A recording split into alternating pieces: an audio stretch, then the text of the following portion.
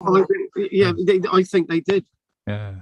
So it was nicely displayed. And there was a lot of the science behind it, like showing the X-rays and all the rest of it, and a lots of descriptions and some beautiful big brooches, round brooches, and things, but inlaid with silk, with gold and copper and stuff. So, gosh, how many items were in the hoard, Andy? I didn't notice, actually. I'm sorry, I didn't. They're not all there, but they just got some of the best ones there. But I'm not all there. It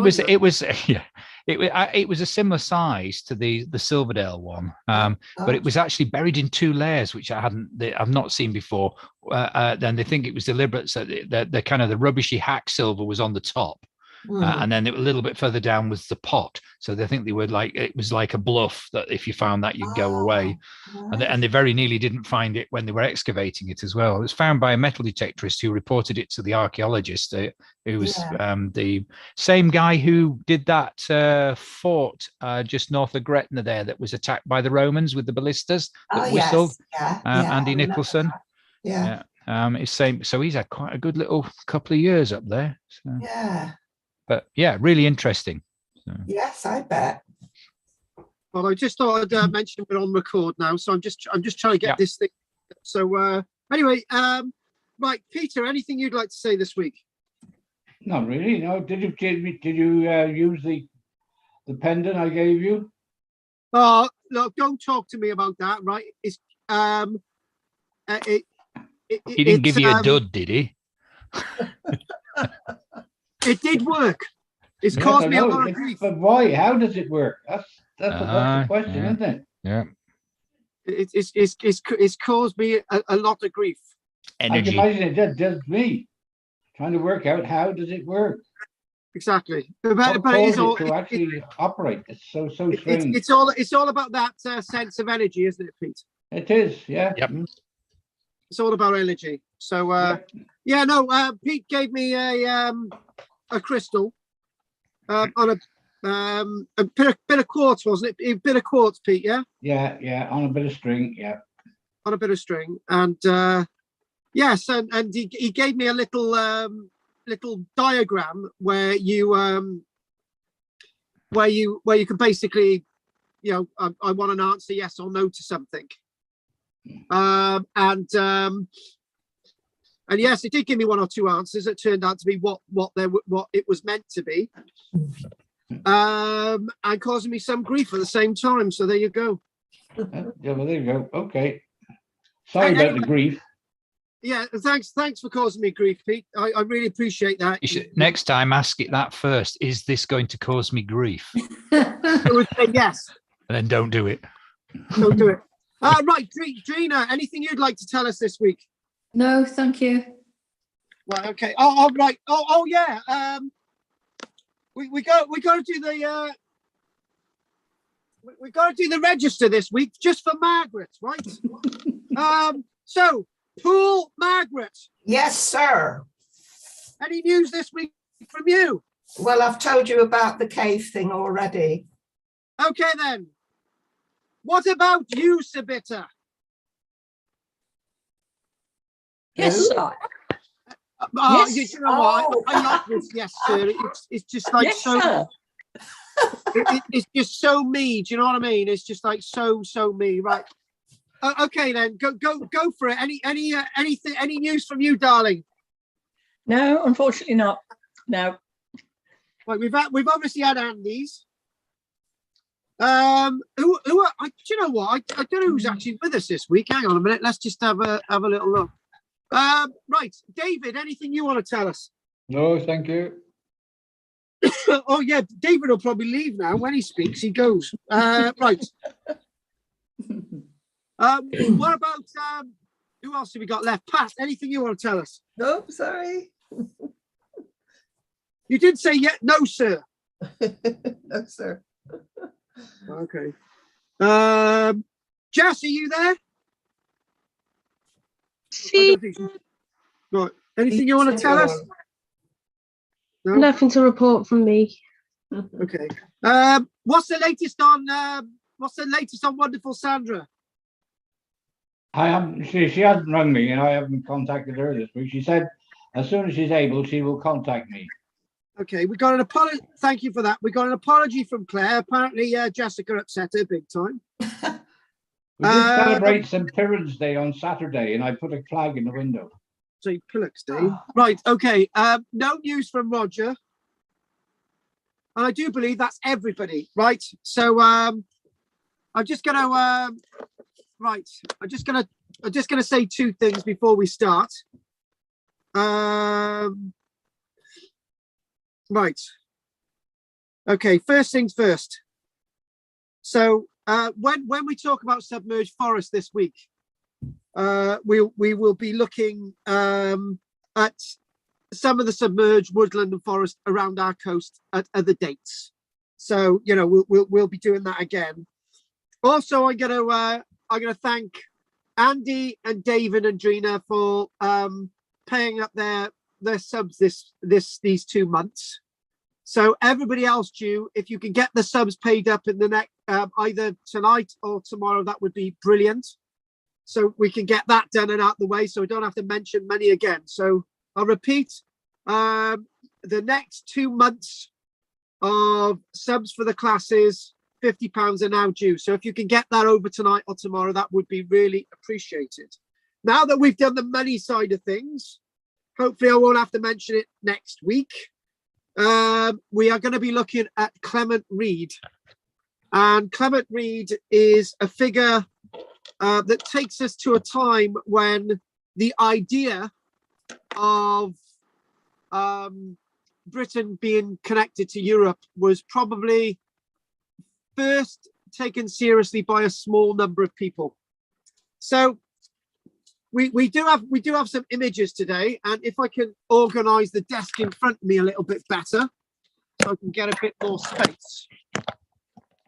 So that's that there.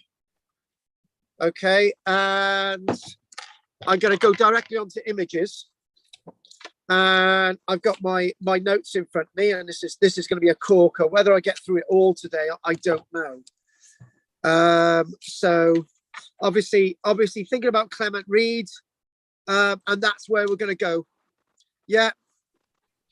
So let's just start with some images. And actually, what I am going to do is this. It would help if I shared them, wouldn't it? Share. Well, I don't know what the weather's like with you, but it's definitely raining here. But it never rains in Barry. Doesn't need the water to sell to the English. Oh no, and now, Pete, let's not have any of that. Right, there's Clement Reid. So principally, I don't usually do this, but more or less everything that we do today is about Clement Reid, right? He's a chap who, back at the turn of the last century, was somebody who was discussing the idea of Britain being connected to Europe. So what we need to do, we need to look at this map, and we need to have this in front of us as we set the scene. Right, so there we go. All the deep green areas is this landscape that joined us to Europe. And one of the things that we do know about, if you look at that there on the right there, that's what we think Doggerland looked like, and all the stuff which was connected to Europe, right? Clement Reid issued us this map, and now he came up with this in 1913. That's his predictions of what Doggerland looked like, and the links with Europe. And if you look at the Doggerland bank there, and if you go back, it's very similar to what later surveys and the technology has actually offered us in backing up what Clement Reid thought once existed. So Clement Reid's work came out in 1913 in a book called Submerged Forests. Unfortunately, the war was coming, 1914, and everything changed. Anyone who believed that Britain was ever connected to Europe, no longer wanted to believe that Britain was ever connected to Europe. It was a political thing. Why would we want to be connected to Europe? Because we've got these damnable Germans and the damnable Austrians and the Hungarians. We want to we want to push that away, right? But what we can.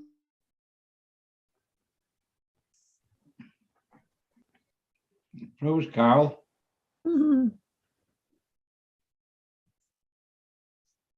Oh dear.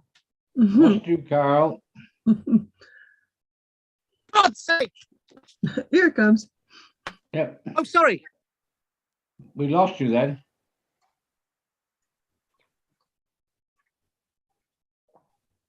We lost you as soon No, as somebody tried to phone me at that time. yeah, Well, it cut you off as soon as it phoned. So oh, okay then. Well,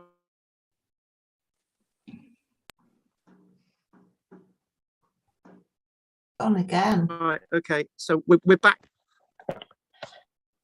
Moral of the story is: don't phone me when.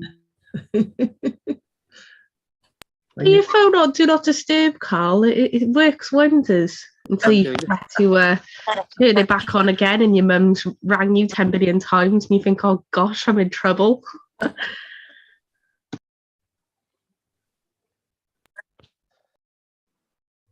Are we all there? Yeah. Yep. Good. So Noah's Woods.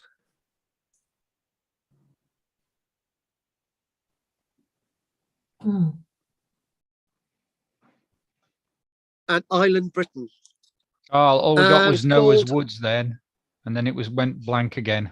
You're dropping out a lot. Oh dear.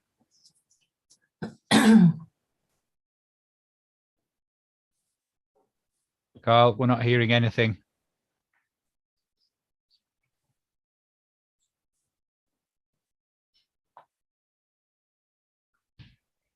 Still not hearing anything. Nice picture. Yeah. Nice picture, yeah. There's a nice picture, yes. Nice. Yeah. There should be some good fly fishing in there, I would think. Where's Some Dungiven? brownies.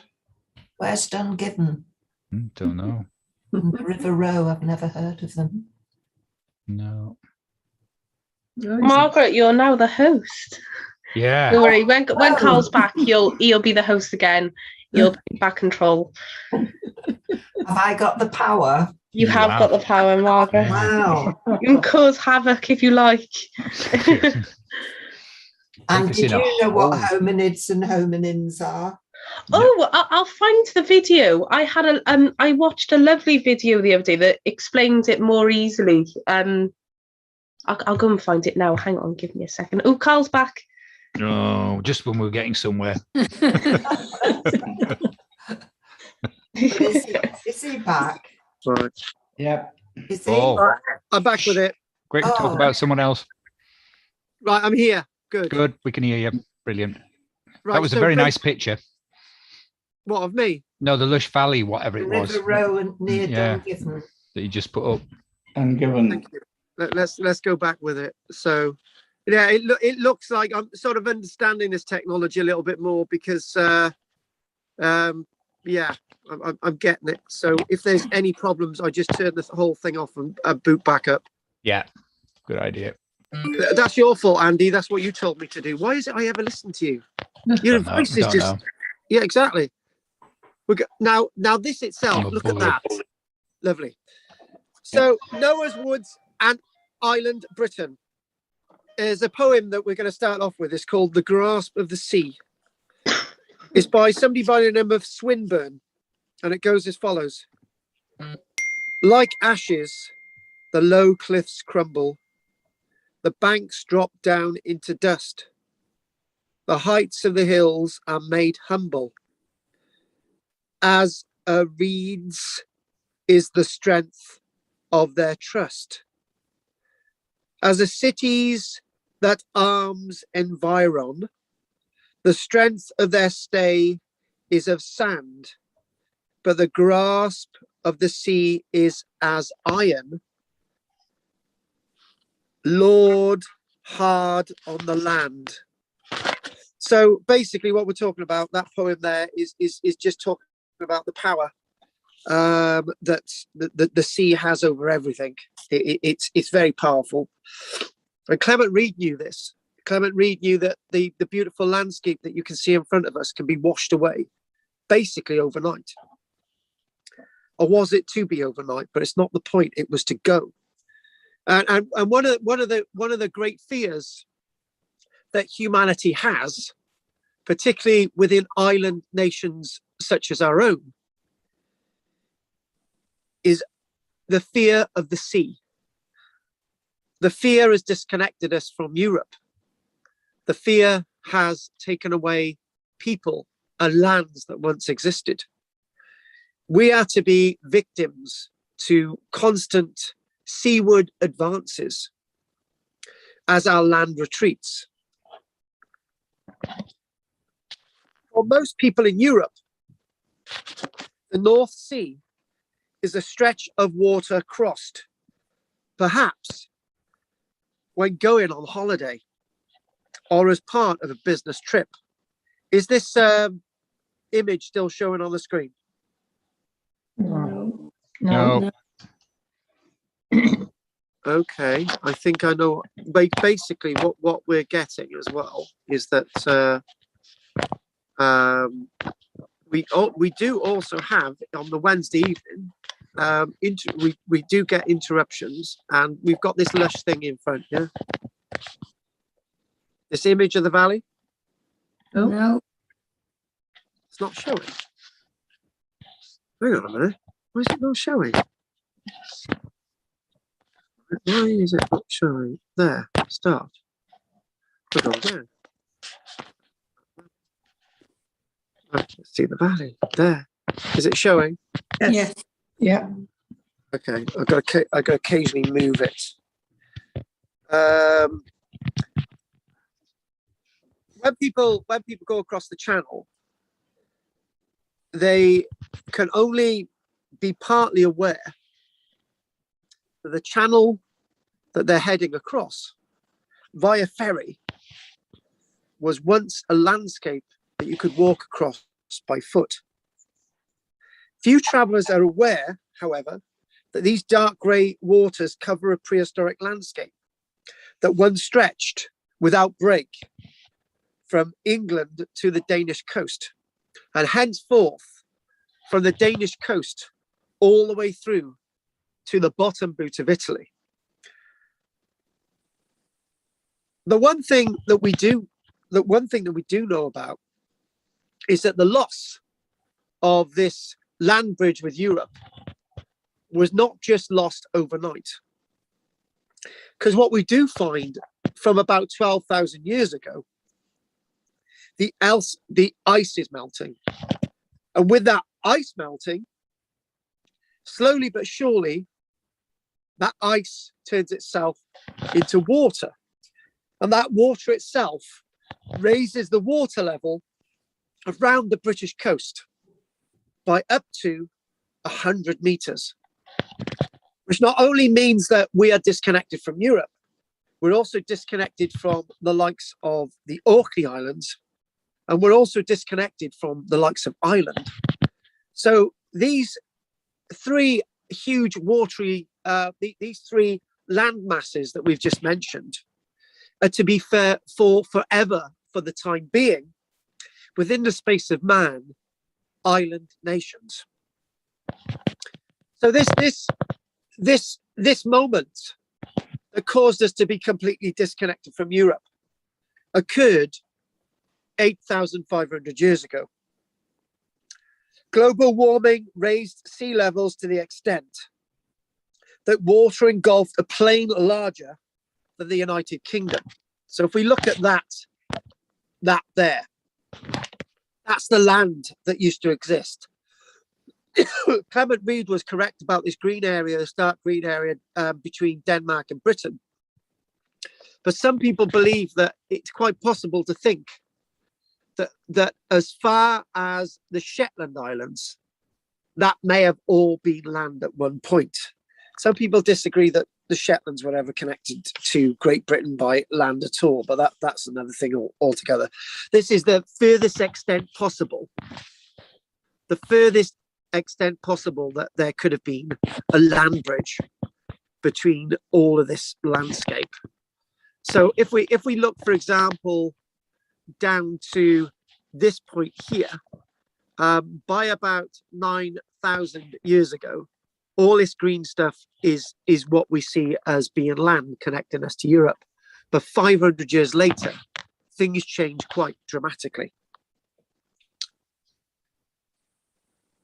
This European country-like area, in fact, a huge area was lost. Its physical remains preserved forever, but gradually being lost to memory. So when we talk about its physical remains being preserved forever, it's being preserved in the muds, and that mud underneath the water that engulfed this landscape that we once knew as Doggerland. But slowly but surely, all of that was lost to memory. But as I've said already, we as people living in Britain have got this fear of the sea, where we've got a different way of looking at the sea than Europeans. We fear it because we know the power that the sea actually has. This memory, this loss, is something that is not a scientific novelty or a historic curiosity. It's in fact reality. We think many times. Hopefully you're still looking at the plan. We think many times. Not now. Go on. It keeps knocking me out, so we'll just keep it going. So when the image goes, just one of you say something, okay? There's something not liking me doing this today, but that's life, and we'll just keep going. There it is. I just got to keep touching the screen. This is a real human tragedy. A real human tragedy lies behind the disappearance of this immense landscape. The once familiar former coastlines, rivers, fens, and hills of this lost country were for thousands of years a familiar landscape to the people of Europe. Rivers would have been named, and estuaries and hills linked with ancestral memories that were precious to these people. And then these people themselves lost these connections and lost the peoples themselves. This great loss on a colossal scale. This is the worst disaster movies ever. Their loss may have been slow, but then again, their loss may have been quite dramatic within the space of years rather than decades. And when you think about it, you may actually build a house back then next to the shoreline, and then the following year your house is flooded with water, so you've got to move your house further back, and then it's flooded with water again, and then you move the house another few meters back and it's flooded with water again. So this is dramatic, to say the least. This is quite terrifying that, you know, these major changes are occurring overnight, really. And the other thing as well is, if you lived on Doggerland Bank, you wouldn't be going anywhere. In fact, your land would be getting smaller and smaller, and you wouldn't be able to get off. But that might be another discussion for another day. The loss of this landscape was something that could be traced within a very short period of generations. This must have been devastating for those communities that lived in the North Sea plain. Again, that fear and the distress caused by the loss of lands that supported families and tribes is now almost impossible for us to appreciate or even for us to imagine. These sea levels rose and the land retreated the memory of these events disappeared along with the landscape itself. Whether these people on the Doggerland just drowned or on these islands just drowned, we don't know. They may have escaped, we don't know. But the tragedy of losing your home is something that any flood victim would tell you how dramatic that is. When people see that their home is flooded today, the insurance company, if you're insured, luckily enough, will pay out and replace all your possessions. If you're not lucky to have insurance, you've lost everything for good. You've lost absolutely everything. You've even, in some cases, lost your home. That is nothing like what people were suffering back then. When you lose your home today through flooding and you're insured, the insurance company will probably pay you for everything, and the next year your premium is going to be a lot more. Or you can simply just sell your house and go somewhere else if somebody will buy it. But unfortunately, these people living back then, if they had a house and it was washed away by the sea, they've got nothing left. And not only have they got nothing left, where are they going to go to? Because the land behind you is owned by somebody else or used by somebody else. Let's not use the word own, because ownership was not really the thing back then. But somebody else is using it. So there's going to be conflict. You're going to come into conflict all the time when you're looking at this submerged landscape.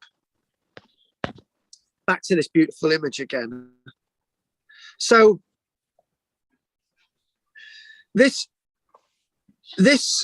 loss of the Doggerland and the changes in climate transformed the shape of relationship with Britain and Europe forever. In such a dramatic manner, global warming and sea level rise are again emerging as amongst the greatest threats to our lifestyle. So I've just put a few things in there together, talking about Europe and Great Britain. But on a serious note, I thought, to be honest with you, Brexit was just a silly little thing between politicians that has not affected my life at all. It certainly didn't flood out many thousands of people's homes. And it just, it was a political thing. But back then, the disconnection from Europe had massive consequences in relationship, in the sense of the relationships between movement of people to Great Britain. And no longer could you go from Europe over to Britain and go back again, because there was a great watery mass in front of you. You couldn't any longer follow great herds of beasts from Europe over to Britain because the water was in the way. All of these things are massively important. And culturally, people in Orkney, people in Ireland and Britain are now isolated. So that's all going to have a massive effect on the situation. All thanks to the thinking of Clement Reid, that do we start thinking about these sort of thought patterns and understanding this environment. Now this is the next quote. Now I want you to all write down. So if you've got a pen, this is a massive quote, and I've used this several times before. So you need to write this down. Now this is a massively important statement for the next few months. It goes as follows: the past is sometimes said to be a foreign country separated from us by time. So I'll read that again. Sorry, I've got a blocked nose. The past is sometimes said to be a foreign country separated from us by time. Now, that's a really powerful statement. So the past is sometimes said to be a foreign country separated from us by time. And what we're talking about is that if you extend that and you just shorten that and you say the past is sometimes said to be a foreign country, right, separated from us by distance, both of the sentences mean the same thing. And what we're talking about that is that if you try to get to somewhere like Australia by foot, you wouldn't be able to do it.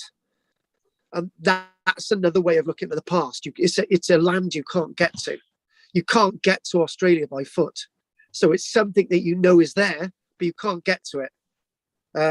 It's another way of looking at the past is sometimes said to be a foreign country separated from us by time. So there's different ways of looking at it. The landscape of the North Sea are not parts of the country that anyone can visit. You can only visit this landscape by dredging things up from the sea bottom. You can only visit this landscape by using highly advanced surveying cameras of the sea bottom. You can only visit this landscape if you can get some diving equipment on and dive the coastline around Denmark. You can only get to this landscape if you can actually go underwater and work. So it's not easily accessible, but we've had various clues about this landscape over hundreds and hundreds and hundreds of years. As people have been dredging within the Dogger Bank landscape, we've got mammoth skulls, we've got evidence of bows, we've got evidence of flint axe heads, we've got evidence of timbers that have got marks on them as if they've been, trees have been cut down by human beings. So all of this is really, really relevant stuff. Whilst preserved by the sea and on the seabed, the murky waters and the overlying marine sediments have largely placed this lost country far beyond the reach of modern prospection or exploration. But we do have some science to find some of it, nevertheless. Our knowledge of this lost European country is based on recent work, and still lots of it is vaguely accessible. Despite this, archaeologists are beginning to explore the lands that Europe lost, and they are no longer forgotten. They were certainly not forgotten by Clement Reid. What we do see is that by chance, lots of things have been dredged up. And in fact, the work of Clement Reid could be seen as being geological and archaeological fact if the First World War had never happened. Clement Reid is described as a delightful little book. How patronizing. But Clement Reid and the Submerged Forests is a landmark publication. It has great implications for understanding the world of archaeology before science ever existed to prove it. Clement Reid was the reverse of the likes of Charles Dawson with the Piltdown Man forgery. Now that only came out the year before, and you think about this, the Piltdown Man forgery, and you think, well, you know, now we look at it, that was complete bunkum. But back in 1912, most people believed it, but they did not believe the proper groundwork of Clement Reid. There are many odd sites around the coast of Britain, and some of these sites, if this will come up on my screen, are very similar to this. Now, this is actually a photograph in Clement Reid's own book from 1912. Now, that looks like the type of stuff that I've got in my own woodland here, with roots of a tree that were felled, I don't know, 2 or 3 years ago. But these are trees that were overcome by the water thousands of years ago. These are Clement Reid's submerged forests. Remnants of trees, remnants of the tree stumps below the sea level at high tide, and which can be traced to the line of the lowest spring tide and even beyond. So let's just show you that this is another example. This is very similar to what we see. This is very similar to what we see on Maras Bay, which is off the Pembrokeshire coastline. We see these things, and it's just like really, really odd. It's odd to say the least. And this itself, here we go. There's prehistoric forests uncovered by storms on Cardigan Bay. Look at that there. And you're thinking, what? People thought, what is this? this rich landscape preserved these trees within a black peaty soil. Hazel, alder, even the remains of mighty oaks can be seen dotted around our coastline.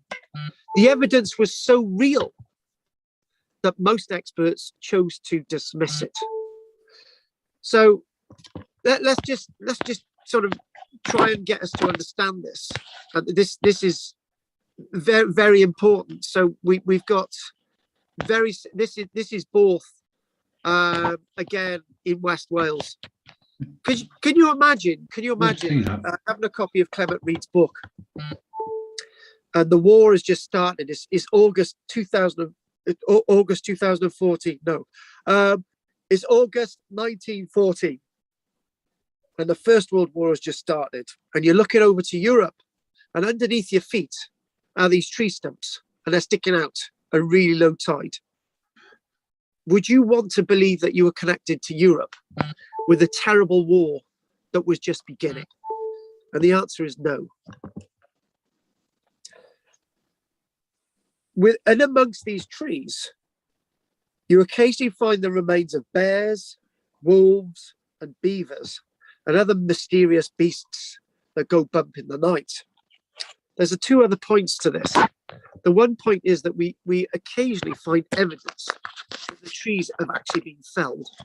And we occasionally see evidence of axe marks into the wood itself, which is very, very important. You can actually make out that there's human connections with these timbers.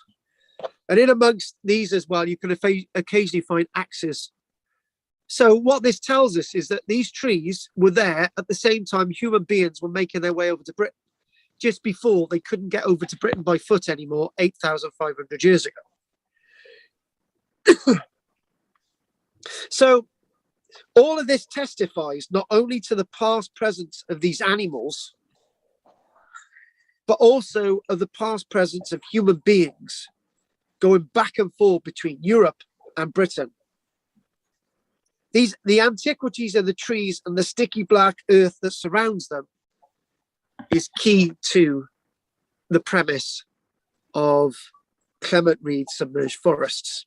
They were also known as Noah's woods or Noah's forests for well before Clement Reid. Now, this is really interesting. This is another interesting point. People believe that this is evidence of the great flood that we read about in the Bible. This is what we believe. You know, this is the point is this is evidence to what the Bible talks about the great flood and Noah's Ark. And I remember saying this to my new class yesterday. I remember saying that you know, it's crazy to think that people dismissed this archaeological evidence 100 years ago when it was all around us. And you know, that sort of it's so powerful. I have seen these trees off the Pembrokeshire coastline, and it's eerie because you look at the trees and you half expect for, you know, a little mouse to run across your feet and say, hello, it's me. But these trees were not. These trees lost their will to live 8,000 years ago, 8,500 years ago, 9,000 years ago, 9,500 years ago, 10,000 years ago, 11,000 years ago, 12,000 years ago, 13,000 years. Actually, there's a strange fact here. There's a strange fact that I actually dismissed earlier on, and the reason why is that even though, for example, our ice really starts to melt 12,000 years ago, for 6,000 years beyond that, the ice was slowly starting to melt.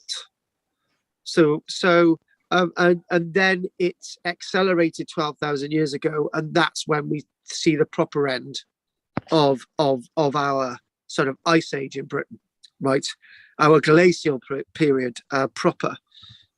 Be very careful when I say the end of the age, because, as you know, the ice age is still with us, because we've got ice on the ice cap still. But what we're talking about, that period of really cold ice, we're now in an interglacial. That period of really cold ice, and it started to retreat 12,000 years ago. It's like I said to my daughter once, this ice cream's cold. Anyway, now, even though the work of Clement Reid is groundbreaking, locals in different areas, Norfolk, for example, the likes of Walney Island, there you go. Locals were sensitive to these finds, and they would talk about them. They would say, look, these are Noah's woods, but they wouldn't say any more about them. They just wouldn't. They just couldn't go any further, because it just mucks with it mucks with everything, right?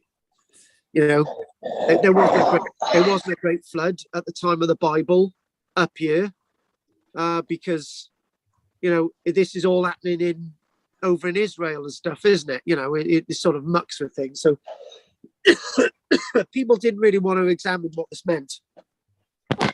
Let's have another little bit of an image. There's loads of them here.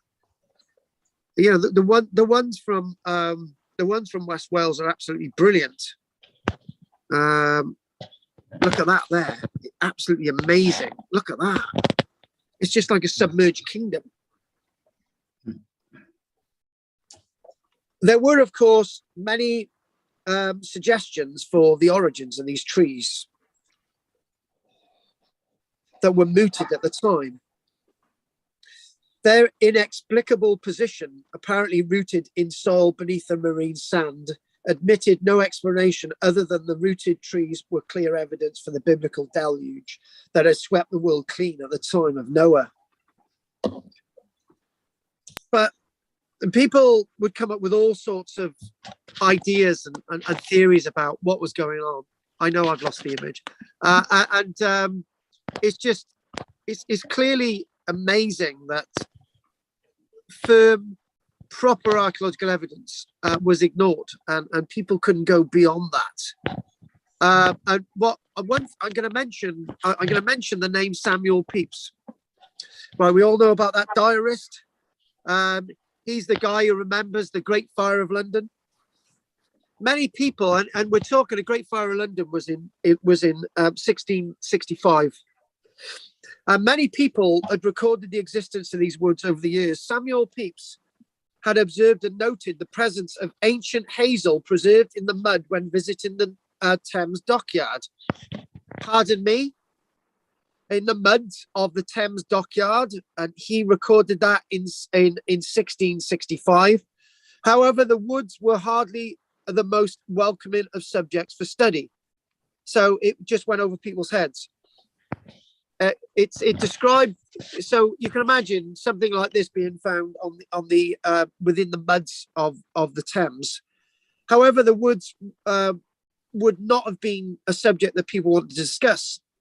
Always wet and regularly submerged, researchers faced the prospect of wallowing in filth. That sounds like archaeology to me, to be honest with you. The inclemency of the British weather and the danger of the incoming tides, Andy knows all about that, with an uncertain return in terms of knowledge. Unloved, no one took responsibility for Noah's woods, and as one man noted, so really interested, the archaeologists are inclined to say that they belong to the province of geology. Flint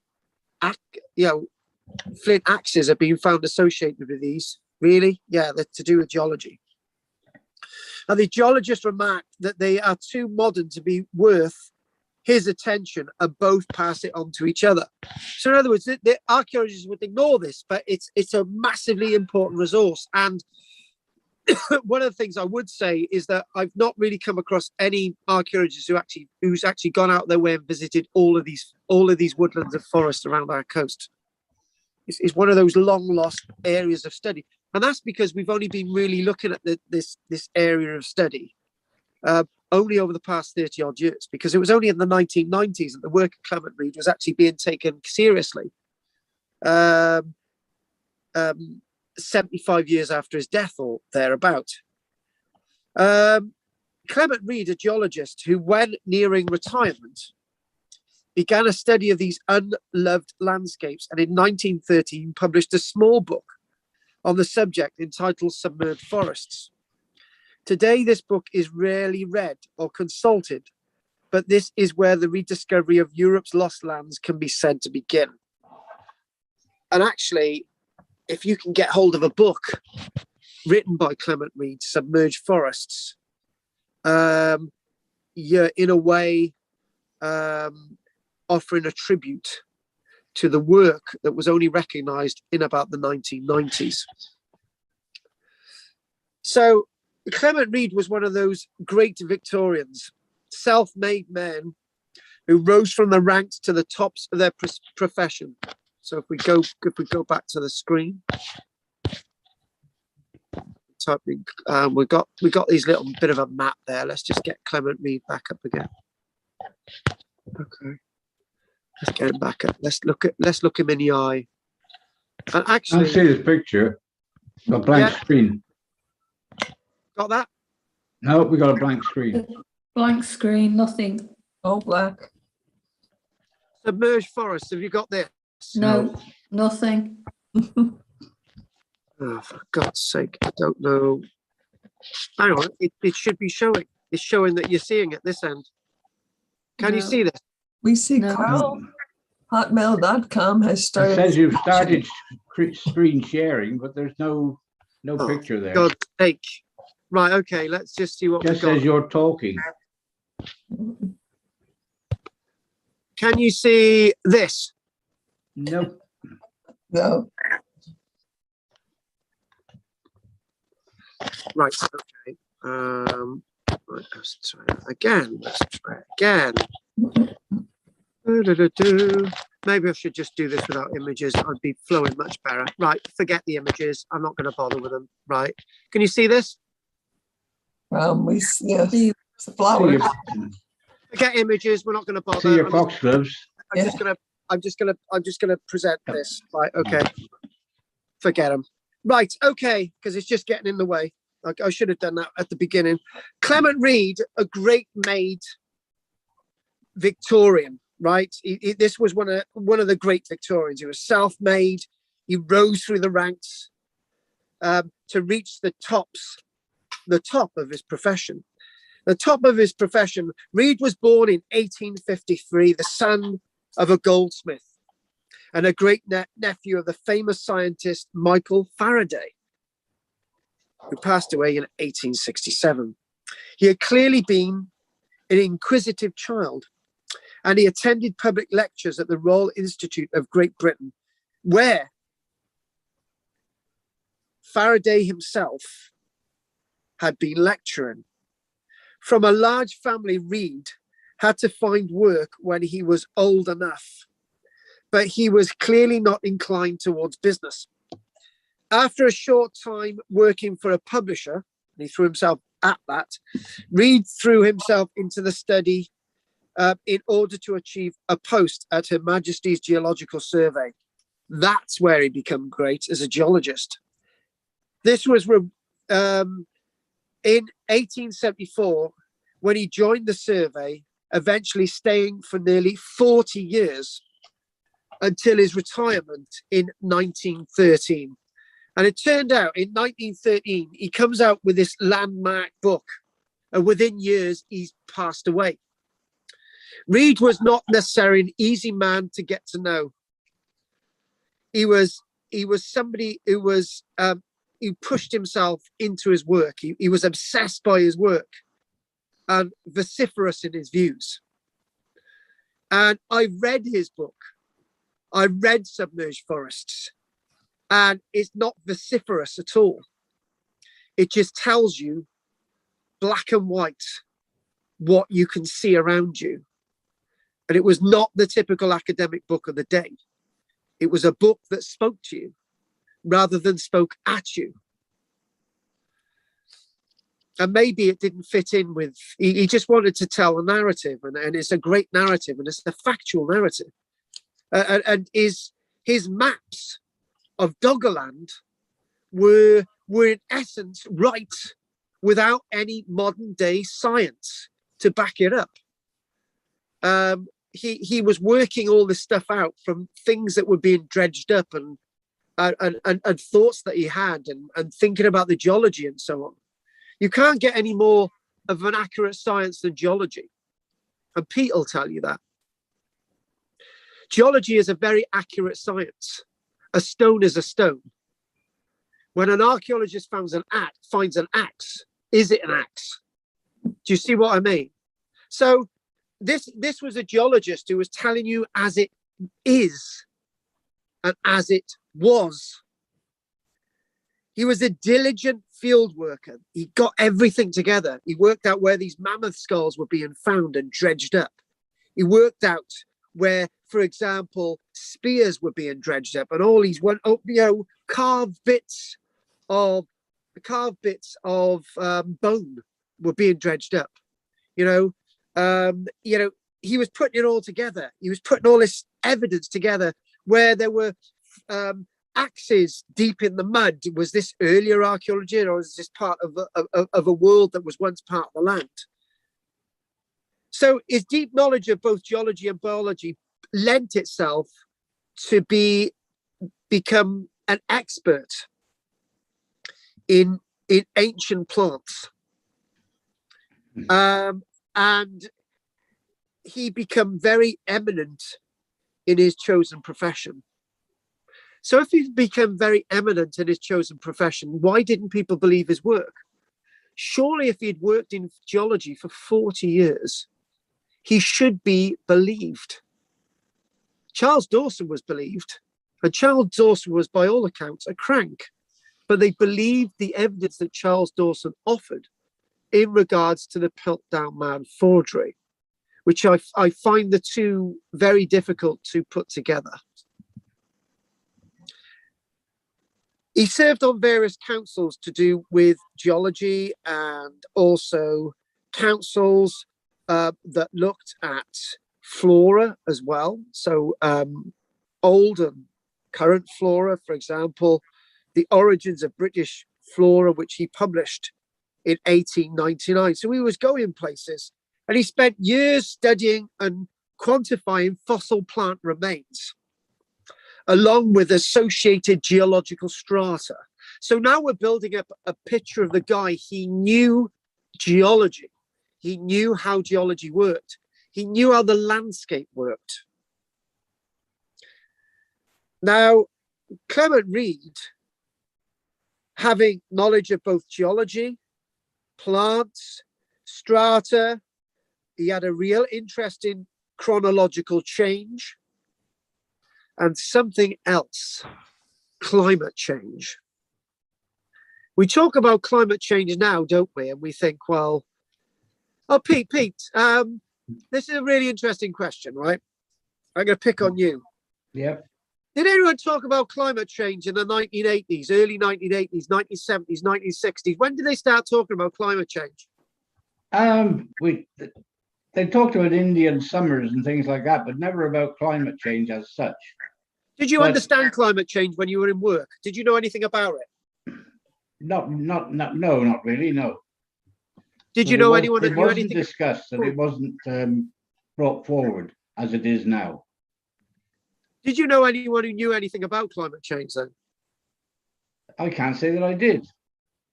So what we're talking about, this guy Clement Reid was talking about climate change. I'm not going to say 100 years before we're talking about it now, because we started talking about climate change at the end of the 1980s. But this Clement Reid started talking about climate change 70 odd years before, or 80 odd years before anyone was even thinking about. In fact, he started talking about climate change at the beginning of the 1900s. Was he looking back at the loss of the Ice Age? Yeah. When it's believed that the actual, when we lost the ice, the country, the land actually lifted up. All of that. Looking at that map of yours, yes, we see the River Thames, the Meuse, the Rhine, etc., all flowing north out into the Dogger Bank. Let's get that up as well. Let's just quantify that. Okay, let's just get Clement Reid's map. Yeah, that's it. That's the one. See how the River Thames, the Meuse, the Rhine, and they're all traveling north through the Dogger Bank. This itself is something that Clement Reid understood. Yeah. He understood this. He knew it. He could see it, but nobody else could. It's almost as if Clement Reid's obsession made him an expert in this field, complete expert. And when you get somebody who's so obsessed, and they are the ones who are into it in a big way, the problem is maybe you're not going to find people who can actually understand what you're talking about. Well, we have the signs of it now. We know the fact that I'm going back to the Severn Estuary again. We know that the Carboniferous limestone of the Mendip Hills and the Greenhead is part of that. Yeah. Steepholm is part of that, the same limestone, same as Flatholm, Sully Island and Barry Island. They're all part of that same type of limestone. Yeah. And one other place, of course, is across the North Sea, where you've got the Giant's Causeway. You've got the Giant's Causeway in Northern Ireland and meeting up with the Giant's Causeway over in Scotland. And the geology is so similar that they have to have been part of one. It must be the last time that modern humans experience climate change in the way that it's been predicted for us in the future. Actually, can we just stop there, because I want to, Pete, you need, right, this is a good, actually, Margaret, right, this is a, we're gonna take a break from Clement Reid a minute, and actually look at something that I've noticed vaguely in my research over the years. It's almost as if we have it's almost as if we have settled in understanding the coastline that we've got today from today. So we settled in the existing coastline probably sometime at the end of the Roman period, right? And what we do see is that lots of the fens were being drained, and you know, lots of land was being you know, canalized and all these other things, and you know, and there was lots of silting and so on. So lots of the coastline that we see today is not too far away from what the coastline was like in, say, about 500 years AD. We can say that you know, we may have lost 2 miles of the coastline here, or 5 miles of the coastline there, or a kilometer up there, or whatever. But that's really nothing in geological terms, right? You know, the coastlines retreated a mile in 1,000 years, or 5 miles. It's not a massive deal, right? But what we're talking about is there hasn't been any massive major changes in the last 1,500 years. We're talking about major changes now, right? It might seem to you, right? It might seem to you that 5 miles of the coastline eroded over the past 1,500 years is a big deal. It's not. It's not a big deal, right? You know, it's a bloody big deal on the Norfolk coast when you're losing a meter a year, or you're meeting two. But that's different. But I think this is a really good point, because there will be a shift when when things are going to accelerate massively. And what you can say is that this thing that I mentioned earlier on, I was trying to get to, right? And I said 18,000 years ago, ice was starting to melt, but only really hit us 12,000 years ago. So from 12,000 years ago to 8,500 years ago, the dramatic event was that we became disconnected from Europe. Things took about another, from 8,500 years ago to, so there's a date in my head and I don't want to use it, but I'm just going to chuck her in there without any knowledge of this date. 8,000 years ago, from about 8,000 years ago, things started to settle. And then over the past 1,500 years, nothing really has changed, right? So the important point is that there will come a point that things will change massively and dramatically. And do you know what? I said, do you know, we didn't do this. We didn't do this last week. But I said something about Stonehenge on my Wednesday evening class, right? Which I don't want to go into, right? Because it's too abhorrent for me to even discuss what Stonehenge may have been, because it's madness. But everyone actually agreed with me on Wednesday, which was quite strange. Even some engineers. But I'm sort of talking out of my hat there, but I don't believe fully that we're going to continually go into I don't see it fully that we're going to continually keep warming and warming and warming and warming, right? One thing that love him to bits, Professor David Bellamy, before he was basically kicked out of society, is basically what he said. We're actually going into a global warming situation, right? And because there was some data, and he said this, and it basically ended his career, basically. And you never saw him on TV again. The typical. I used to love him. He was great. He was my childhood, right? He didn't do anything with children or anything like that, right? He was a well-respected scientist, right? Loved him to bits, right? I really did. But he actually said something that is abhorrent for me to say, that maybe things will change and things will start to cool down quite dramatically. And if you want to sit me down in a room and ask me what I feel, being somebody completely on the edge, that's what I believe. And I'm not going to pin my flag to the mast. I'm saying that in confidence, in a way that I'm not actually saying that I believe that. I'm actually saying that I feel that could be the case. Because if you think about it, right, humanity may have power to do wonderful things, right? But we still don't have the power to knock out a meteor out the sky if it's heading towards Earth to kill us. We're not that intelligent, right? We can't do it. We haven't got the science to do that. Humanity also doesn't have the science to destroy the planet completely, because Mother Nature is a lot more powerful than humanity.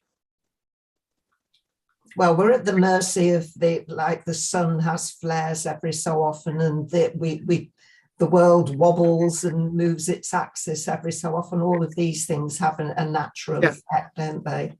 Yes, they do. They do. And to be honest with you, I'm actually enjoying this lecture now, because it was such a stress earlier on looking at her images. Do you know, years ago, Margaret, right? Years ago, when I used to stand in a room with Andy, right? I used to give my lectures without any images at all. And they used to come back every single week because, well, actually, Andy used to come back every week just to see me and Claire. Or was it just to see Claire? I don't know. I used to go to see Claire and I used to give the classes. Anyway, let's carry on. But that's a really good, interesting point. We got a complete tangent there, but that's really, really relevant. Anyway, so the knowledge Clement Reid had was revolutionary, right? We started this discussion off about 10 minutes ago with me asking Pete about climate change, right? and the point is with all of this is that Clement Reid appreciated that you could use fossil remains to trace past change according to the variation in plant type. Right now, that is revolutionary. Right, today we talk about voles and we talk about Boxgrove Man and we talk about, well, there were voles in this layer and then there were no voles in that layer, and there's a vole in that layer, but there's a different type of vole in that one, but there's no in that one, right? So obviously voles are in certain environments and voles are not in other environments. So if you look at them, you can work out the layers. Yeah. Mm-hmm.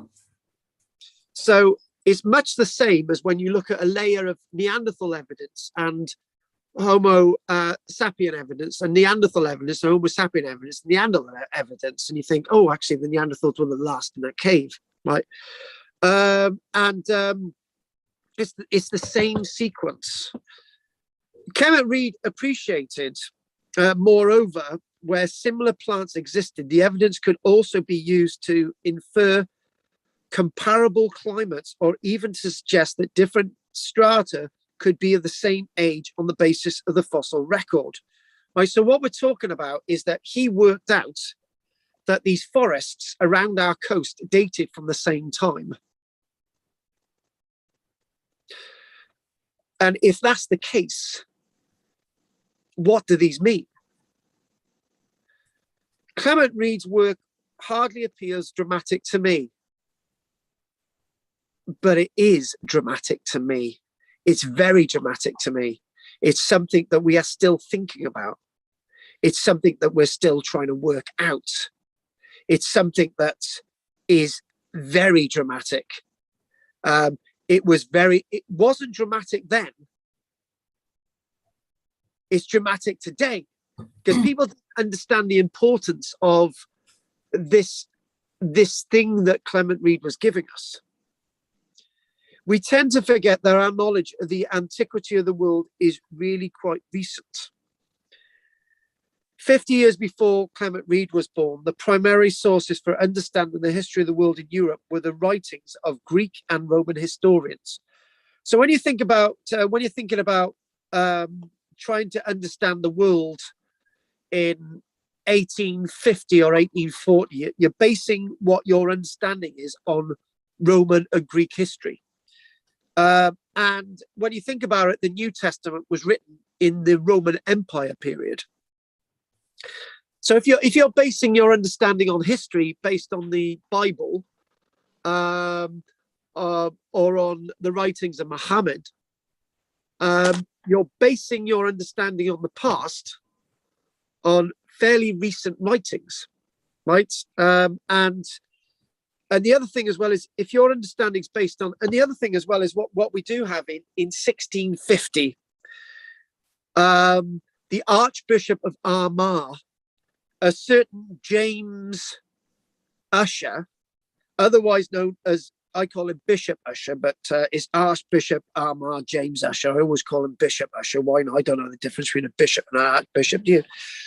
Call him Bishop Usher. Bishop Usher himself said in 1650 that the Earth itself was created in the year 4004 BC. Probably on the 2nd of January at 4:15, or some say the 18th of September at 9:15. It doesn't really matter what time you look at, but that's very specific.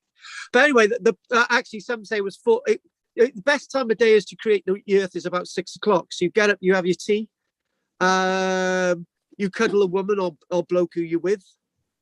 In Pete's case, he cuddles his something, and sorry, and you wake up at 6 o'clock and you create the world. That's it, and that was done. That was done 4004 years BC. Yeah. Right. Yeah. Usually on the 1st of April because it's spring, isn't it? So that's when you're going to do it. Job done. So this was Bishop Usher, and the bishop up until about the 1850s, everyone believed his dating that the Earth could not have existed before 4004 years BC. Even the Jehovah's Witnesses don't even agree with that one. Mind you, I've had a few Jehovah's Witnesses knock the door. Christ almighty. I managed to convince one Jehovah's Witness that dinosaurs did exist. If you look at each second of the first day that the Earth was formed as representing 1 million years. So therefore, you could say that the Earth had actually existed 6 billion years, and he went away with a new education.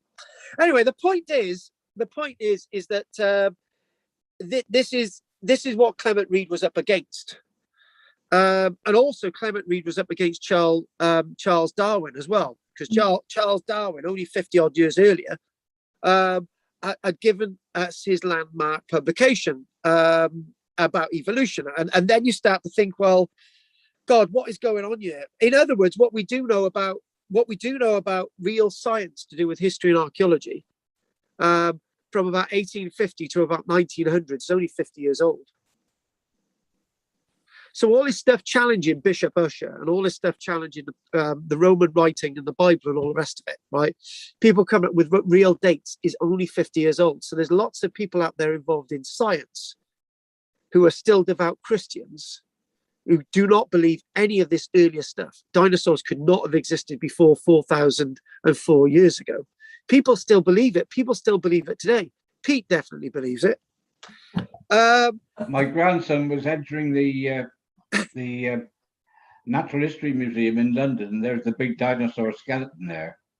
And in front of him, there was an American family. And the child turned to his member, oh, look at that, Dad, how old is that? Oh, he said it can only be 6,000 years old. Couldn't be any longer than that, now could it? And that's what they actually believed. And I say my grandson, who was a geologist doing his doctorate in geology, said couldn't understand why they thought that. So, did you say 76,000? No, 6,000. Oh, right, yeah. No, they said it was could only be 6,000 years old. It couldn't be any more than that. Because the Earth didn't exist, did it? I bet you they come up from Idaho. Well, more than likely. I mean, he used to get the Jehovah's Witnesses just like you, and he used to try and get them to talk about carbon dating and things like that. They don't like to believe that we originally came from slime, do they? Oh, and the other thing is, Pete, you haven't told Pat about the new American from California that's joined our Barry classes, have you? Ooh. But she's from America. She's right, from California. Oh, California. She's from California. And she's definitely a rocking chick. Yeah. Right, anyway, let's carry on. Do you know what? I've got so much to talk about Clement Reid now. I'm not going to get through it all. Anyway, so this apparent fact was printed in the margins of authorized versions of the Bible, and for many was indisputable. It's fact. Contentious now, most of these historical sources were, of course, always largely irrelevant for Britain and Northwestern Europe, but they were the foundation for our history and archaeology nonetheless. These areas were rarely mentioned in early historical texts, or in the case of the Bible, were completely ignored. So basically, we're basing everything we know on Europe. On the Bible, it doesn't really mention us, but it's where we base our history and archaeology upon, and the dating systems that they present. The consequence of Europe's reliance upon the Bible for an absolute chronology were intellectually profound. Mankind's entire history was required to fit into a mere, what's the time? Hang on there, Pete, you can't have that, right? For a mere 6,000 years, dinosaurs were created in the first day and then they disappeared, apparently. That's quite a thing, isn't it? You're born as a dinosaur and you die. That's great. Having filled most of this short span with the history of Egypt and the peoples of the Bible and dinosaurs and everything else, there was little room for more remote periods of human history. So, but even suggesting that people walked between Europe and Great Britain 7,000 years ago in a period that never existed causes us a problem. So it's not about us competing with Europe. And I've got to say this, and I may have said this a number of times as well. No, I don't think I've spelt this out as clear as I'm going to do it now. The Germans had been finding things in Tanzania, which was actually part German East Africa before the First World War. They'd been finding really old axes and stuff, right? In Tanzania. This is what sort of led to looking at the Latolai footprints and looking at the Olduvai Gorge later on, right? This is why the Leakeys were drawn to the Olduvai Gorge in 1936, because German archaeologists have been finding stuff there for 2 decades, right? So with that said, this was obviously before Charles Dawson in 1912. Also in Germany in 1856, 1857, in the Neanderthal Valley, they'd been found the Neanderthal skulls, which were far older than anything else. These were all being found by the Germans. So there is discussion to say that the reason why Charles Dawson had to make up this forgery was to actually try to compete with the Germans. So we have the oldest archaeological evidence in the world, not just in Europe. We had the oldest archaeological evidence in the world because we didn't want the Germans to have it. That's fact. I know it sounds absolutely nuts now, but that is the way people used to think. I'll give you another example as well. When archaeologists were working, when Arthur Evans was working on Crete at Knossos, the Italians were working nearby and at Phaistos, and the Phaistos disc happened to be found by Italian archaeologists. So most people believe that Phaistos discs are real, but some believe they're fake because an Italian archaeologist wanted to outdo the British archaeologists.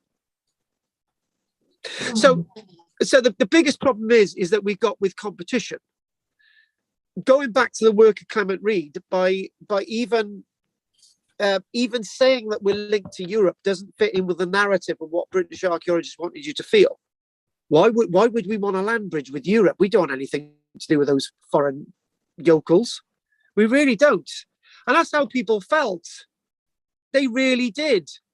And this sort of, you know, I'm not sounding political when I say, but the Brexit thing is so superficial within the margins of everything else, right?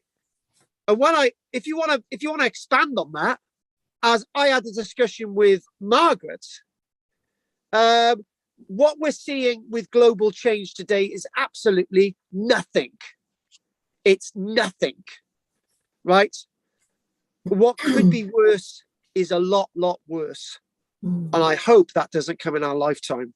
But I don't think we wouldn't cope as well as the people did 8,000 years ago. I think they were far more adaptable than we are. There's too many of us. And the other thing as well is, right, as well.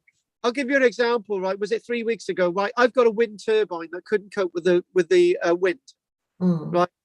So if we're relying upon renewable energy, we've got several wind turbines, big, huge, massive buggers that came down across Britain, right?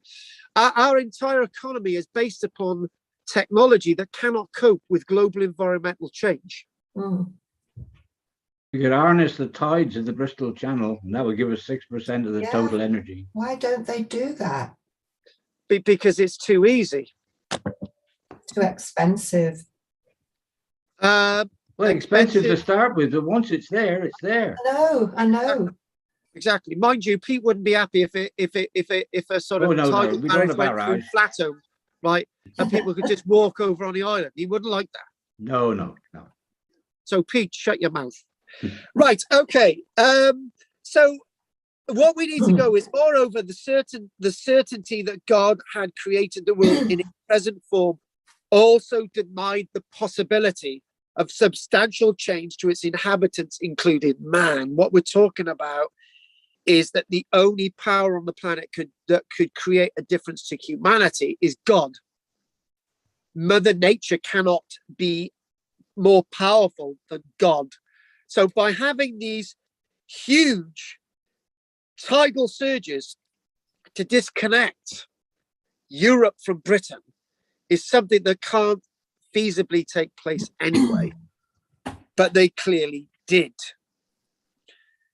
To a large extent, the world was seen as immutable in what became known as the Mosaic theory. Mankind was believed to have been created perfectly by God. I don't know, he must have been smoking drugs at the time, because I don't think human beings are perfect. Although falling from grace, in brackets, all the time, fitted inexorably into a single and unchangeable world order, alongside the plant and animal kingdom as perceived by modern man. So in other words, these things could not have happened. However, folks, the Victorians, of course, were not insensible or insensitive. Insensible sounds better, to some degree of coastal change at least. The power of moving water is so strong that it's going to change the entire world. Mm. And the North Atlantic. Well, the entire world, yeah. Exactly. The history of the lost town of Dunwich is probably familiar to generations of British school children forced to study British political history. So Dunwich itself was a medieval town in Suffolk, and it'd been one of the largest ports on the eastern side of England. Dunwich, it was a big city, it was a huge port, and became the victim of coastal erosion in the 1200s overnight. Within no time at all, the entire city was washed away. Crikey. Crikey. Power of moving water. Crikey. Now that water, you asked me, Margaret, right? If there can be dramatic events, that's a dramatic event. The whole town and its harbours washed away. Mm.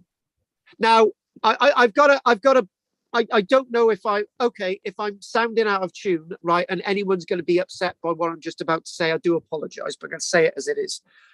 3 weeks ago, we had Storm Dudley, Storm Eunice, and Storm Franklin, and Storm Gabriel, and Storm whatever, right? Mm. I went to work on the Friday in Barry, and I went to work on Friday night. I got in the car, I drove there. As long as I drove safely, fine, right? I got back on the Saturday. I woke up on the Sunday, and I thought the caravan was going to be blown away, right? It was really, really bad on the Sunday. It was bad, right?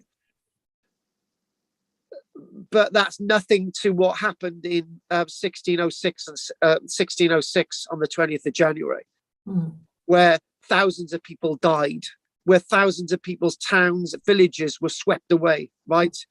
It was nothing, absolutely nothing. Yeah, there were about half a dozen people who lost their lives in those storms, right? At Dunwich in the 1200s, thousands of people died, right? And there were great storms in the 1950s where also hundreds of people died as well, right? So, we've got no idea. We've got no, in this country, right? We put ourselves into we put ourselves in, we surround ourselves with cotton buds and sort of cotton wool, and we put ourselves in nice cardboard boxes, and we think, oh my God, this is a major storm, it's going to really change our lives. It's nothing. I can remember a few years ago that there was that storm at Cockermouth, right? Yeah. And bridges were washed away and all the rest of it. That's a storm, and that's in our life. Yeah. 2015, wasn't it? I think. What year did you say? Was it 2015? Storm 16. Desmond. Was 2016. Was it 16? Yeah. I thought it was before that, Lovely. No, 2016. Right, anyway, this is within our living memory. Anyway, the point is, finally, the majority of the medieval settlement eroded into the sea, and Dunwich ceased to exist, except as a small village on the new coastline. What? Despite this, the electorate of the town, a grand total of 32 people during the 1800s, enjoyed having 2 members of parliament because they still believed there was a city there. It was washed away overnight. Wow. So the loss of the town was such that it is said that on a foggy day you you can hear the bells of lost towns, churches chime through the North Sea. Now, I remember having a whole class on this once. So we looked at there's a local village near us called Kenfig by Sands. And basically there's talk of one day there was a huge storm and the bells were washed out to sea. And when you go out to sea, you can hear bells chiming, right? Well, I tried to work that out and I just thought, how does this work? The only way that can work out is if these things are on the seabed and they chime and somehow it echoes. I couldn't work that out. But the fact of the matter is there's this, but that ties into the narrative of Britain becoming lost, and being isolated from Europe with the loss of Doggerland. But these things still happen, and we still got the fear of the sea. Do you know one thing, right? The only city on the planet that's actually been created far away from the sea is Brasilia. Because somebody believed in the 1960s that this was coming. I did this in A-level geography in school.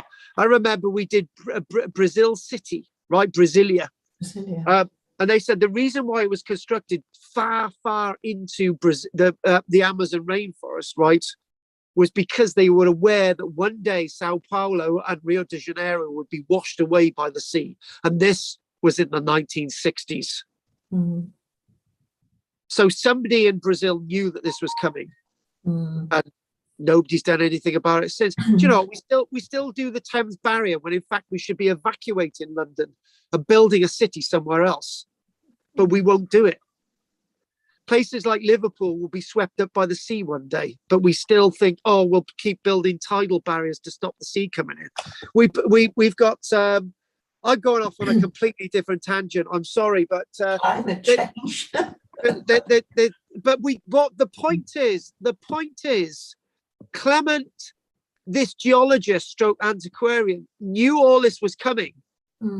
And we just still will not listen. We will not listen to the messages of history and archaeology. We will not understand what these messages are. Well, people were indoctrinated into what they were told, and it was very rare to have somebody question things and think a different way. They were quite rare, those people, I think. Exactly, and I just realised we got to 9:12 and I haven't stopped talking yet. But what I'm going to do, right? What I'm going to do, I need to. I want us to do a little bit more now, knowing that the coast could change on a small scale. You're thinking small scale at Dunwich, right? No, it's not a small scale, but yeah, fair enough. The Victorian mind for the implications of history extended for millions of years and landscape change on a potential continental scale was something that Victorians could not get into their heads. They just couldn't do it. Because when you think about it, you're a Victorian. One minute you're taught about the Bible and 404 years BC, and the next minute somebody like Clement Reid is coming along saying that's all crap. Sorry to use that type of language, but it was all crap. But the thing is, who's Clement Reid to tell you? What do you know about geology? Nothing, right? And Clement Reid's telling you about geology, and you're just not really interested. It means nothing to you, right? The occasional discoveries of hominid fossils with their artifacts and extinct animals were being dredged up on the coastline of the east coast of Britain. But these were being ignored. Nobody could understand what these things were. These could on occasion be treated as historical curiosities. Like a certain Reverend Buckland's mammoth skull on his desk in Oxford, which he happens to lose by accident. In 1750, the remains of an elephant were found in association with a hand axe in London. That was definitely an elephant that was brought over by Roman Emperor Claudius. Unfortunately, the Romans didn't use large flint axes associated with their military paraphernalia. It turned out to be the remains of a mammoth that would not have been available to Emperor Claudius either at the River Thames. But the fact of the matter is, this was evidence of extinct animals that no longer were with us, that hadn't been roaming around Britain for a long time. But nobody could work out the narrative. 1715, boys and girls. My God, you got Bishop Ussher telling us, you will not disagree with what I am saying in 1650, let alone 1715, where you still believe what Bishop Ussher had told us. So this axe and the remains of a mammoth skull that was seemingly thought to just be the remains of an elephant could not exist beyond 4,004 years ago. So there's no way that they belonged to Clement Reid's land bridge, because Clement Reid's land bridge could not have existed because the world did not exist 6, 7, 8, 10,000 years ago. However, other examples of stone tools found with extinct animals, including some at Hoxne, Suffolk, which is also East Anglia, alongside that coastal landscape, which is dredging up all these artifacts every few days. These were found 12 feet below ground level, right? 12 feet below ground level in 1797. And it clearly required a specific explanation. Note the word specific. There was a chap by the name of John Freer, F-R-E-R-E, John Freer. Now, John Freer believed that the Hoxne discoveries in Suffolk, don't get that mixed up with the Hoxne hoard, which is a Roman hoard, but this is a Hoxne hoard of flint, which wasn't found by metal detecting enthusiasts in 1797. I don't know why. Was that the situation in which these weapons were found may tempt us to refer them to a very remote period indeed, even beyond that of the present world. So in other words, beyond the present world that existed 4,004 years BC, there was another world. This is the way you get around it, Margaret, right? Mm-hmm. There was another world that existed beyond 4,004 years BC, which was created by somebody else, right? Meaning that you did have a prehistory beyond prehistory's prehistory, right? So, in other words, what you're saying, what this guy was saying, like, he agrees with Bishop Ussher, 4,004 years BC. He agreed with what Bishop Ussher was saying, right? But what he was then saying, before the present earth was created by God in 7 days, right? There was another earth that existed before he created this one, right? Therefore, you could have artifacts existing beyond 4,004 years BC, including dinosaurs. My God, I just got shot by a big lightning bolt. But they didn't have the scientific methods of dating and testing things back then, did they?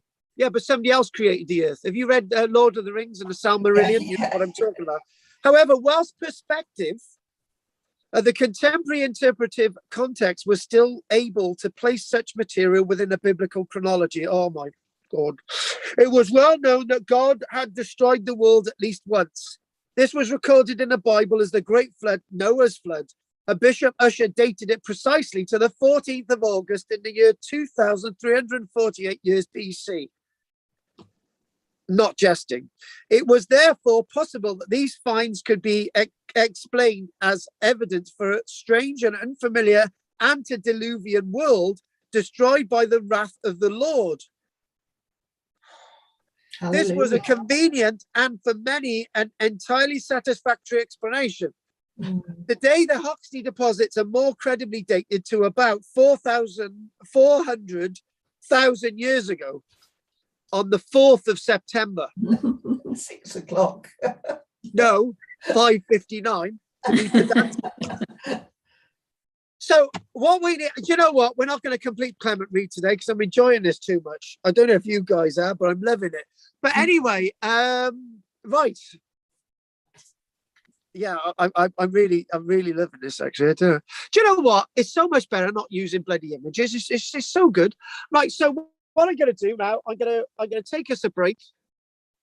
And actually, do you know what we're going to do? If anyone's got any questions, chuck them at me now. Well, I can remember ages and ages ago going to Holland, going on a holiday to Flevoland, which was all reclaimed land from the sea. And quite a lot of the coast there is reclaimed land.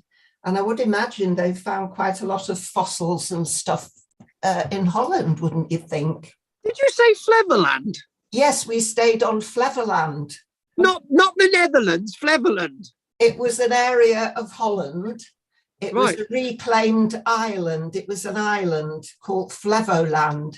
You sure? Are you sure about Neverland or something? No, it was reclaimed land Yeah. from the sea. And I believe they found quite a lot of Mesolithic. I wasn't very interested back then. It was a long time ago. Yeah. But I believe they found quite a lot of stuff kind of dredged in from the sea back then. Fair enough. Yeah. Have to go back and have another look. Yeah, I think we just need to go back. By the way, Jess has put a video online in the chat, and thanks, Jess. It's my pleasure. It's about 25 minutes long, but very easy to understand. So hang on, I don't know what the video is about. It's probably Jessica wandering about. It's a human evolution explained, hominid and hominin difference. Oh my God. Oh, good. Oh, by the way, we're going to do this hominid thing now. Right. Okay. We're going to do it. Good. I'm going to spend my video playing in the background now. Thanks to Jess. She's doing my editing. Right. Okay. Let's do the hominid difference thing. Right. Hominin. Just ask something. Right. Right. Can I just ask you a question? Right. Oh,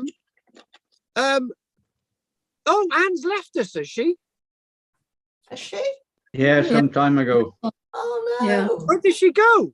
I don't know. I just noticed she wasn't there anymore. Oh, Who else? She have we said she was lost very tonight? tired. I think she had about 2 hours sleep last night. Oh, Oh, right. Jess isn't up with us either. So, no. No. Right, anyway, what we're going to do we're going to do the hominid different thingamajig, right? Right, here we go. Hominid, right, versus hominin, right? Hominid, Hominid. Hominid refers to a group of primates consisting of all modern and extinct great apes, right? And hominin refers to a group of primates consisting of modern humans, extinct human species, and all their immediate ancestors. Right? Are we there so far? Good. yeah. Hominid versus hominin. Right. Hominids live in families. Hominins live on a tribal level, right? Right, okay, I've got a family, but obviously that means I'm a hominid rather than a The hominid. difference. Right. Yeah, right, shut up. Right, hominid versus hominin. Hominids consist of chimpanzees, gorillas, orangutans, and all humans. Oh, Hominins consist of modern humans and extinct human species. oh. Yeah. I'm glad you understand it because I don't. Right, here we go. Hominid versus hominin again. Hominid has more species. Hominins are a subspecies of hominids. So they're all from the same, basically. Yeah, a bit more, right? Hominids. Most are quadrupeds. Hominins, most are bipeds, Okay. but some can be quadrupeds. Hominids versus hominins. Most are less developed. You use the word most, Jim. Most are less developed. Not all of them. Some can be very developed, right? Hominins hominins, most are more developed, but some can be not very developed. And finally, the difference between hominids and hominins. Hominids are less developed hominids. Oh God, hang on a minute. Hominids prefer fruits. Hominins prefer fruits, grains, nuts, and animal tissues. So in other words, there's no real difference. So do you know what we're going to do, guys? Right, guys and girls. Right, we're going to have a break. Right, I need some drugs. I definitely need them after this. And we'll come back in about 5 minutes. Okay. Yeah. Good. Yeah. Okay. Good. If you leave me now. Right, 5 minutes. I'm going to take the note of this. 9. Oh God. 9. What's the time here? 9:25. Right, I'm going to put the kettle on. I'll go make me cocoa. Oh yes, cocoa. Oh, lovely. Oh, I do like cocoa. I do like cocoa.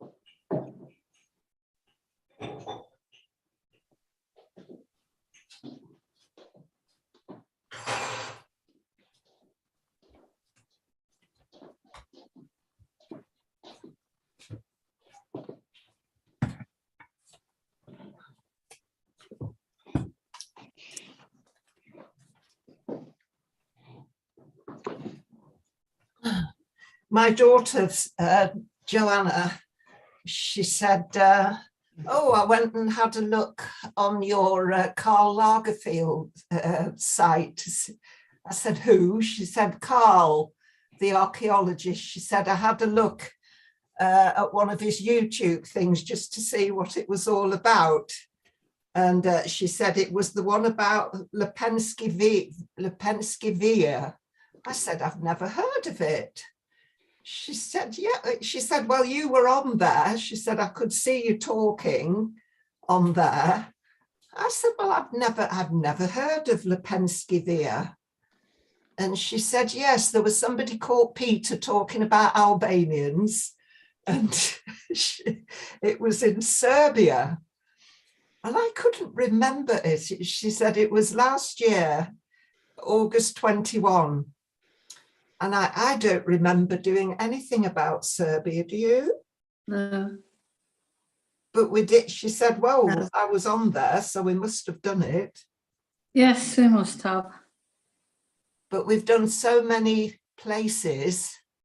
I really don't remember that at all. My memory's not good at the best of times. No, mine isn't. You could say anything to me. No, Yeah. Mine is really bad. Getting worse all the time. So is this woman going to join us then? What woman? I think you said there was this woman who was watching the videos. It was my daughter. She called you Karl Lagerfeld. The woman? She said, I went on that Karl, what's his name? Karl Lagerfeld site, the YouTube. I said, you mean Karl Langford? She said, oh, well, whatever he's called. And she said, it was a YouTube from August 21. Yeah. And it was about Lepenski Via. I think that was about that body that was found. It was a tomb. I don't remember it at all. Right. She said it was in Serbia. Yeah. I said, no. Are you sure that was ours? She said, yes, you were on it, Mum. You were there talking about Albanians. But Tell her that we could do with a bit of Totty joining us. I don't remember that at all. Oh, God. Lepenski Via. Lepenski Via, oh, my God. I really don't remember it.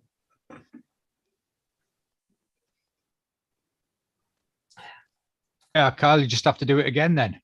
Do you remember it, Andy?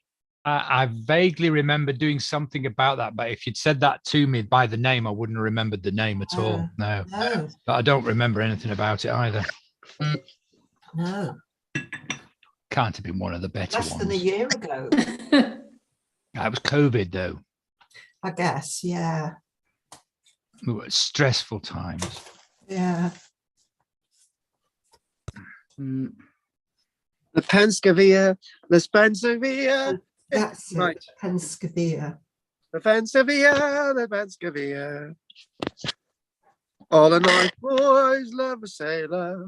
Oh. La, la, la, la, la, la, la. So, Carl, why, Carl, if we've got tree remains in Cardigan Bay and in the North Sea, and the trawlers often bringing up bits and pieces out of the North Sea, so well established out, why is there nothing from the Irish Sea?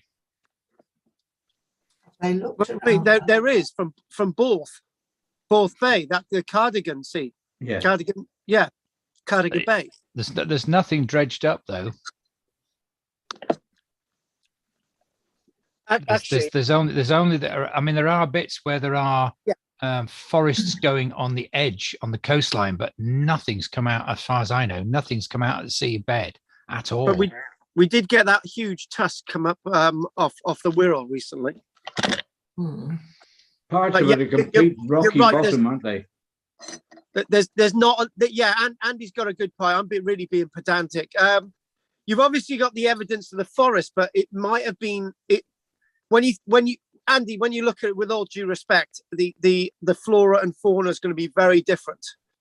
I'm intrigued by it because a lot of the remains that we find at the moment are these footprints in the mud, and I'm wondering whether it has always been mud and that's why there aren't any remains. You know, so, In the Irish Sea? yeah. Is it very shallow? Pretty It is very shallow, yes. Compared to the North Sea? No, about the same, actually. There was a Pangaean Sea there, wasn't there? Yeah, but I don't know quite how big that was. So there's obviously that was very silted. Yeah. And we have evidence of the fossilized wave-cut beds out on Flatham and the dinosaur footprints. Yeah. Over at the Bendrix. Yeah. Yeah. Because all the scallop dredging and things, they scrape the bottom with that, and you think, well, they would have found something by now. I think your point is, Andy, right? This is twofold. We haven't got the big fauna, like the big mammoth skulls and everything being dredged up. Yeah, that's a good point. I agree. Right, there is the occasional thing, but not anywhere like. Put it this way: if you had 10 ton of evidence being dredged up in the North Sea over 10 years, you're not going to get £100 off the Irish coastline, right? But that is your point, right? Yeah. And the obviously the only conclusion to make with that is that most of these animals, in any way, shape, or form, didn't get that far. And the other thing as well is, Andy, you've actually fallen for a little trap. Mm-hmm. The little trap is that the area of the Doggerland, from a scientific point of view, was so lush and rich. It's likely that the majority of civilization lived within that landscape. Right. Fair enough. Right. So this is what we're seeing. This is what we're seeing. The majority of our of the animals and human populations would have lived in that landscape. And then it ties in with that idea of Noah's flood, right? You've got this landscape that's richly populated, and suddenly there's this flood and everybody's got to go everywhere, right? Causing an exodus. By the time the North Sea is flooded, the populations are not going to be as rampant and widespread with everything as compared with the North Sea itself. Would the oil in the North Sea make the vegetation even lusher, or wouldn't that have any effect on the vegetation at all? That would be too deep. Right. And it's north of there anyway. So. Is it nearer Norway, is it? Yeah. Yeah. What might also be an interesting thing is, I don't know how deep the mud is there, but I don't suppose it's that deep in the North Sea. Whereas, for instance, in our bay, it's 150, 140 feet deep. So it may well be there's an awful lot more silt here, which is why we're not seeing it. Yeah. The oil is organic in itself, isn't it? Yeah. There is another thing, Andy, that you've actually fallen for another trick of mine, which I haven't used for a long time, Andy, right? This is Pick on Andy Day, by the way. I'm having a bad day here, aren't I? You're having a bad day. Do you know this this gold in Norfolk and Suffolk, right? Yes. The reason why we can't find the gold in Norfolk and Suffolk is because it's hidden under so much layers of mud. That could be, right? Yeah. Actually, right. On a serious note, mind you, Andy, I come across this botanist one day, and he said there's so much gold in Britain, right? I wanted to tell him in Norfolk and Suffolk because I know for a fact, right? He said because there's so much peat coverage in areas where gold exists, where old gold could exist, it's hidden under the surface. And in some ways, the areas that we do actually find gold in parts of Scotland and parts of Wales do have fairly thin layers of peat in moorlands that exist. So if you take that theory, having deep layers of peat in moorland, there might be more gold around. And I don't even know why we just started talking about that. But that's a good one though, Pete, isn't it? Gold is mineral, and you won't the sphagnum moss. You wouldn't have any effect on the gold, surely. No, Pete. No. That's not no. What I'm saying, right? What I'm saying, all those upland areas, right? All those upland areas in the Bronze Age, we had completely felled it all, right? And then those upland areas were abandoned because all the soil and everything washed down into the valleys, right? Which would be traditionally the areas where the gold would have washed down into. Hence, they are hidden under all those peat bogs. But that's what I was told. I'm not actually going with that with a fact. But I thought I'd put that in there because Andy's so obsessed with there being gold in Norfolk and Suffolk. I wanted to give him some hope. There was we could go panning there, couldn't we? Yeah. What, in Suffolk? Yeah. I think they'd lock you up. What's so brilliant about gold? Is it just? Shut up. Is it that it's just so hard? Why was it so important to ancient people? Oh, it's very soft. It's nice and shiny. It is, and it doesn't corrode. It's wonderful stuff. Is that what it is? Yeah, you can bury it, and 3,000 years later, it's still as shiny. And some numpty archaeologist is going to find it. Now you've got me on another tangent. This isn't working tonight, is it? It's really not working. I haven't stopped talking. Right. So this is one of the things, right? I have said this, and I haven't said this for a while. And Andy knows I used to bang on about this one, and I actually did a lecture and I proved it all. Right.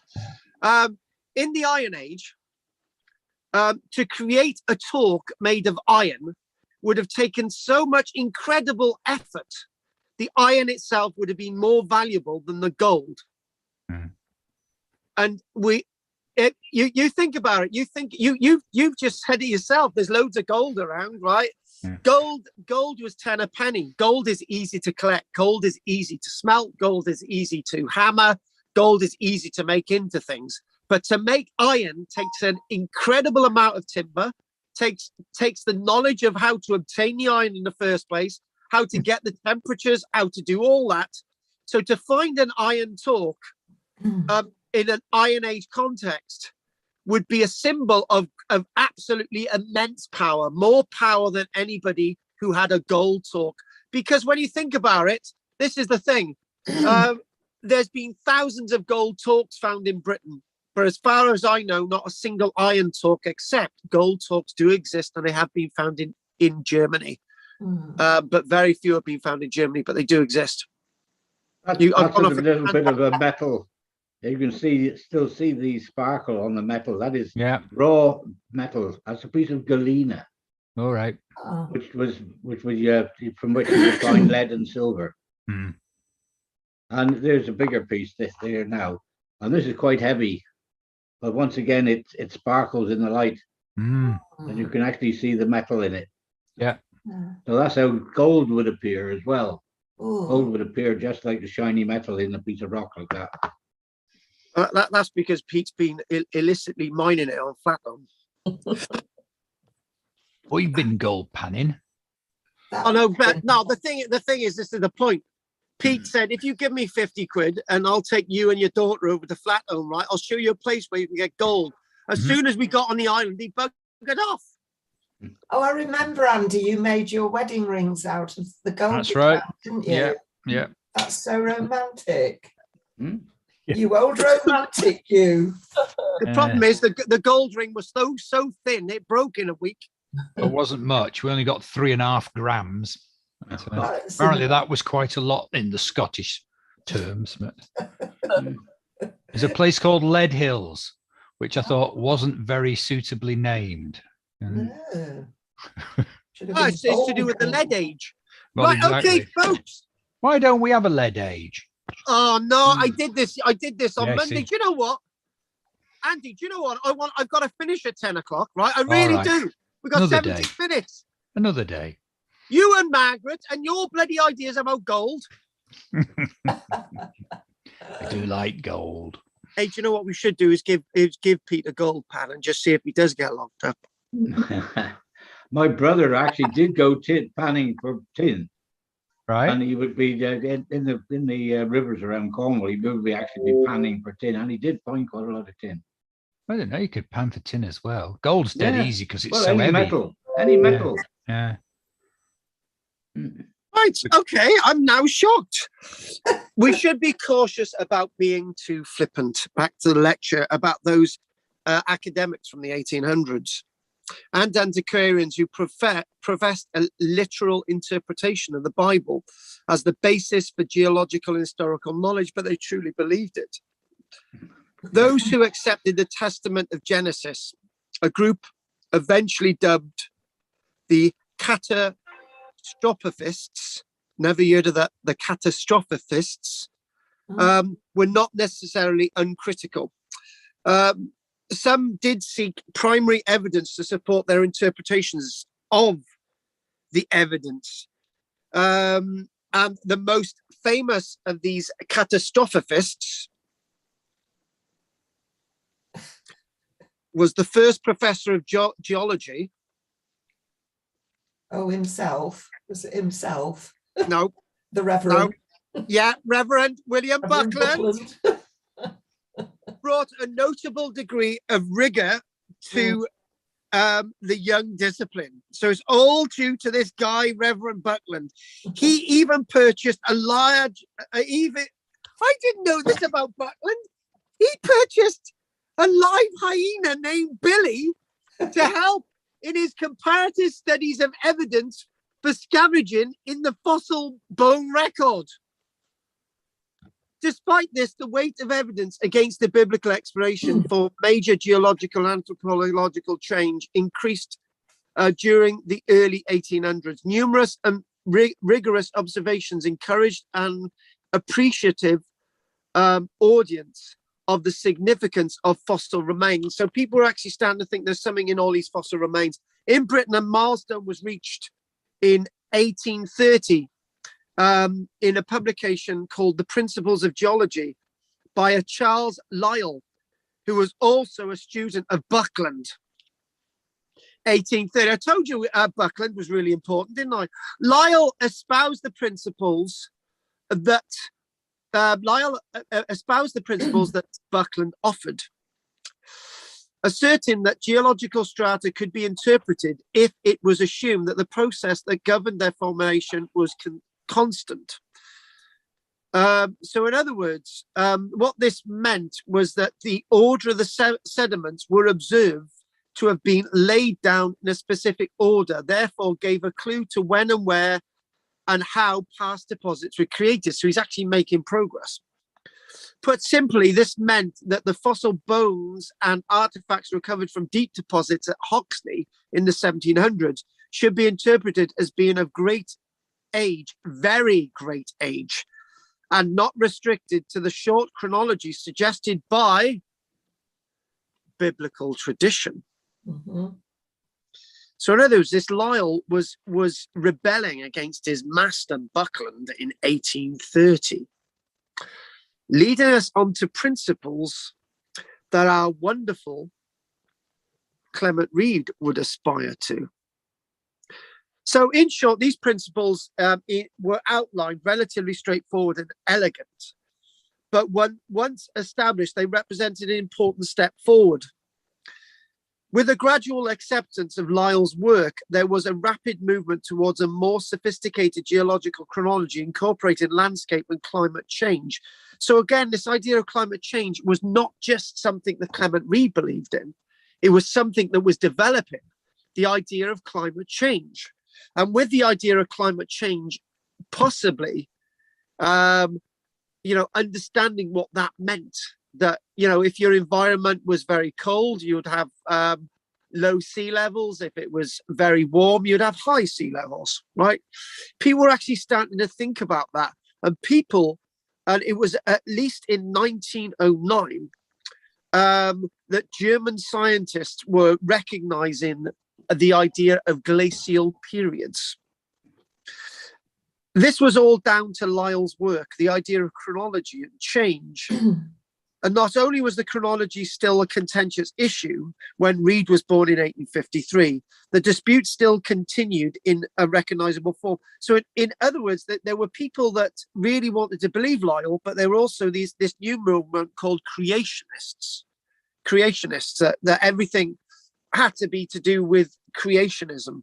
However, and here we go. Having made this point, the depth of historical time made available to mankind by the existence of relative chronology, based on stratigraphy was also profound in cultural terms, Christianity, religion. There you go. In particular, extended chronology provided an invaluable opportunity to explore the development of fossil man. In 1859, the increasing opportunity to explore the development of fossil man with the understanding of early hominids. So we now completely understand what they were. And people were starting to look at rhinoceroses and woolly mammoths and things that go bump in the night. Interesting enough, this was way before the First World War. At the Somme in Belgium, they were actually coming across evidence that linked in with Hoxne, and they started to realise that Clement Reid would realise that there are certain layers of the past that are dated to the same, and the same events occurred in both France and here. And then if you look at that, if you get timbers on the one side of our coastline and the other side of the coastline, they're sort of similar types of trees, then those events must have happened at the same time. This is where Clement Reid was going towards. But this was all assumed a lot earlier in regards to archaeological evidence found in both France and over here. We've got Charles Darwin and the origins of species. And then we've got Lyell's final work in 1864, the geological evidence of the antiquity of man. So whilst Charles Darwin is sort of challenging everything, right? There are others who are using this geological narrative to slowly move things forward as well. So the dramatic events were going forward, and whilst we look at these dramatic events, there was one thing that caused the biggest problem to all this understanding of this geology and archaeology. Even though you could look at layers, you still did not have sophisticated dating techniques. It's okay to look at a layer there and see a layer over there. They might be at two different levels, but that's the same stuff in that layer as that layer. But how many levels do you count down to that layer, and how many years does a layer represent, and all these other things you've got to ask yourself. In fact, if somebody from a creationist point of view could turn around and say, you know, that layer that you're saying represents 1,000 years, that represents a second. Or they could say, actually, all of that there, all of those 20 layers actually represent all of that happened in one day. And all these different things, you need science to tell you how all these layers are. That's the thing. All of this, however, was far in the past when Clement Reid, when I say all of this, by the time Clement Reid comes to us, this stuff about Lyell, this stuff about Hoxne and the Somme and Charles Darwin, all this stuff about Reverend Buckland was in the past, but all this stuff about dating techniques was to come when Clement Reid was giving us his landmark of publication. So Clement Reid wanted us to really understand what was going on, as well as making a geological contribution and a natural history contribution. Unsurprisingly, although archaeology was not Reid's prime concern, he did start to understand that there was a Paleolithic period. He did start to understand that the Paleolithic period did exist. Clever man. Now, how can the Paleolithic period exist if the Earth... So in other words, he'd gone beyond that. Mm. He had gone beyond that because he realized that this stuff found at Hoxne must be really old, must be within a period that we could say was Paleolithic, was beyond anything older than we've ever believed, right? And listen to this, right?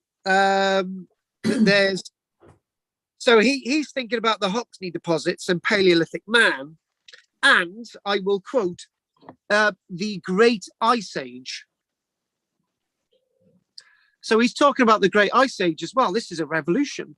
So when we go back and we say that Clement Reid was a minor figure in all this, he's now talking about a Great Ice Age. which is a major climatic event. All we need now is to get the dates, and we've got the full picture. There were archaeologists working on this. There was the likes of Flinders Petrie working on this, right? There were archaeologists working on this. Even though Clement Reid's not an archaeologist, there were people working on these questions. What is more surprising in the light of recent research is the relatively condescending manner in which Reid's work on submerged forests was treated by his peers. He was looked down upon. You know, in the light of recent research, what we do see is Clement Reid was right, but back then, people looked down on him with this is a guy that doesn't know what he's talking about. And you know, when his own obituary comes out, it's said that Reid paid little attention to the popularization of his subject, though eminently capable of the work, as witnessed by his delightful little book on submerged forests. So in other words, you can little book on submerged forests. How condescending is that? Right? And then that was in his own obituary. So even in his own obituary, people looked down on him. But this was in 1916. The war was roving. What was his background, Karl? Was he at Cambridge or Oxford? Cambridge. Hang on a minute. He was Cambridge. Hang on, Cambridge. Hang on a minute. I just got to double check. Hang on, Cambridge. Hang on. No, he wasn't. He was within the Geological Survey. I'm not sure if Faraday was lecturing in London, wasn't he? I'm sure he was. You can look that up for me for next week, okay? Basically, it was Cambridge who was. He wrote Submerged Forests, written for the Cambridge series of manuals of literature and science. He wrote that for Submerged Forests was written for the Cambridge series of manuals of literature and science, but was not recognised by his peers as being a bona fide publication worth of any note, because it was a little book on submerged forests. For our purposes, Reid's work is at the end of this lecture now, of great significance. His delightful little book provides the first survey of these forests in a wider archaeological context. And what is dramatically important about that is that much of what he told us about no longer exists. Without any note from anybody else, he was the only one getting himself covered in shit to actually record this stuff. Mind my French, but that's a reality. Initially, Reid rapidly discounted a number of competing explanations for the existence of these woods. In other words, he said, that's not right. I just need to tell you what I'm seeing, right? Basically, people came up with wonderful theories. This is all at the same time on the east and west coast, north and south. There was a catastrophic landslip that buried all these trees at the same time in the same day. Hence why they're there. Compressing the soft deposits. Or there was a massive.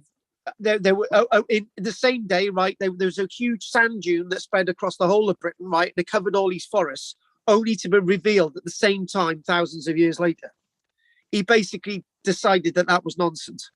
Instead, Reid asserted that the submerged forest that we have already examined stretched far below the level of mean tide. In other words, it extended over the water, not just along our coastline.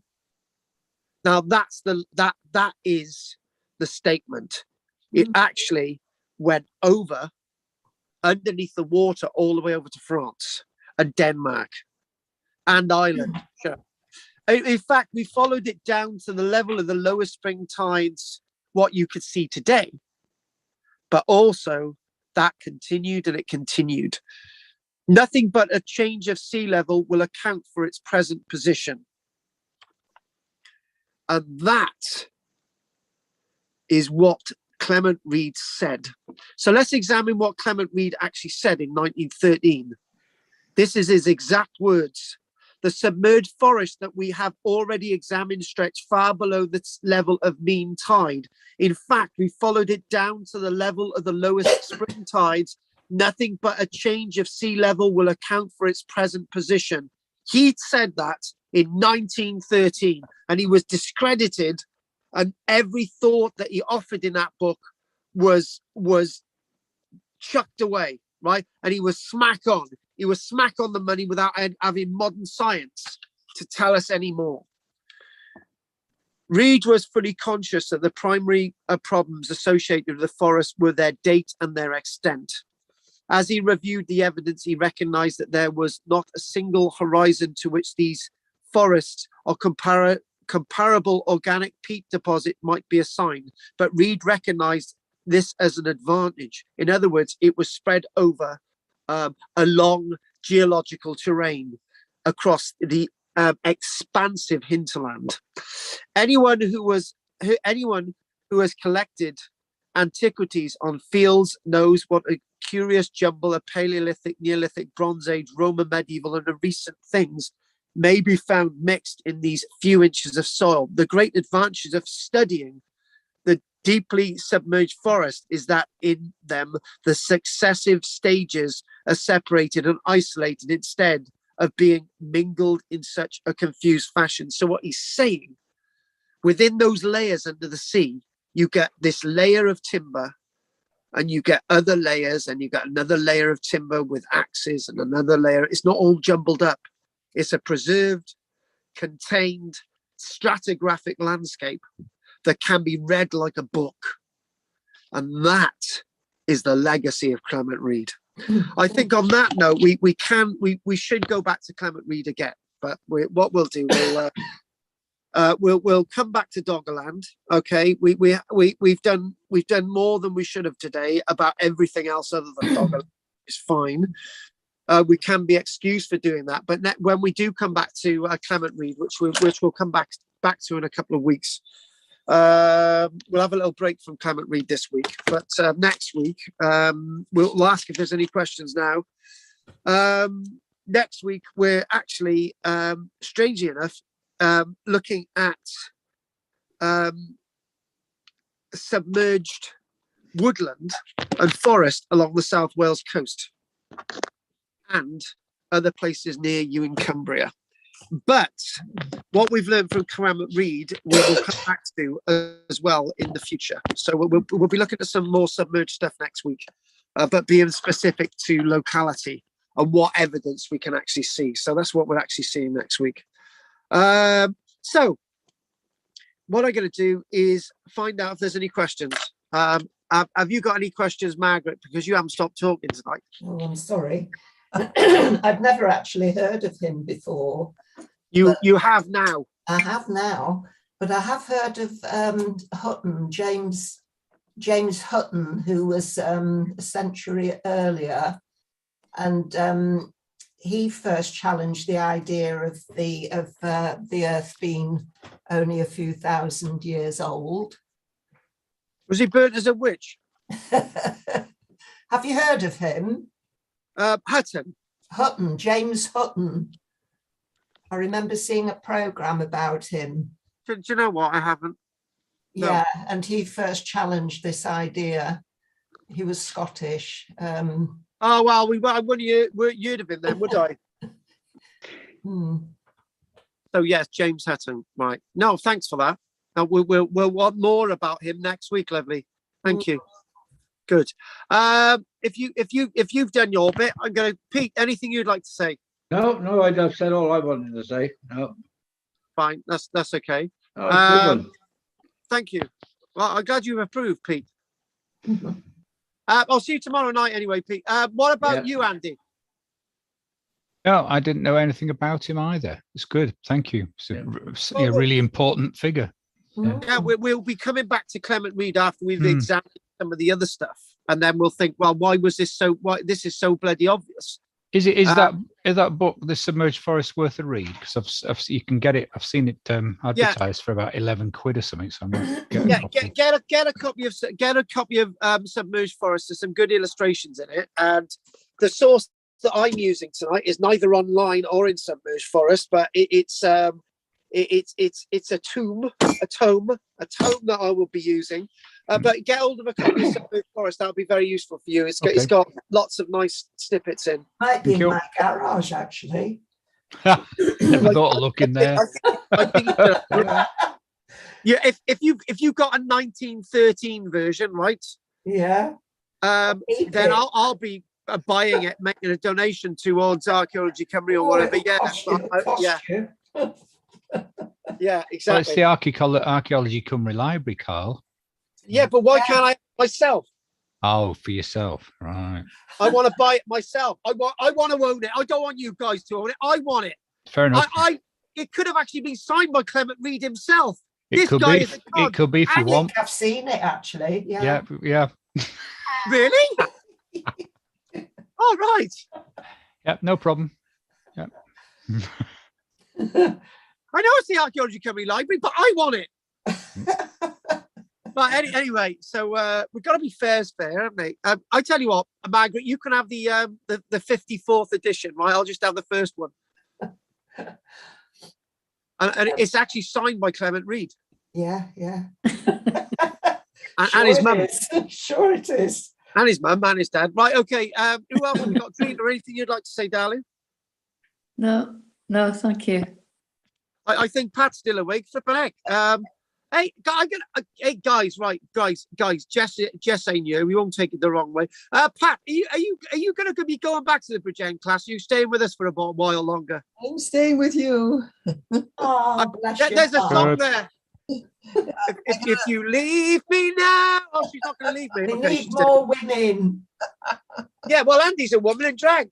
Absolutely. Shh. You said you weren't going to say anything. I'm not saying anything. I'm not saying anything. Karen used to pay me not to. She was too embarrassed that you were a woman in drag. Yeah, she's always been embarrassed by me. I'm sorry. Yeah. Hey, Andy, men between men, right?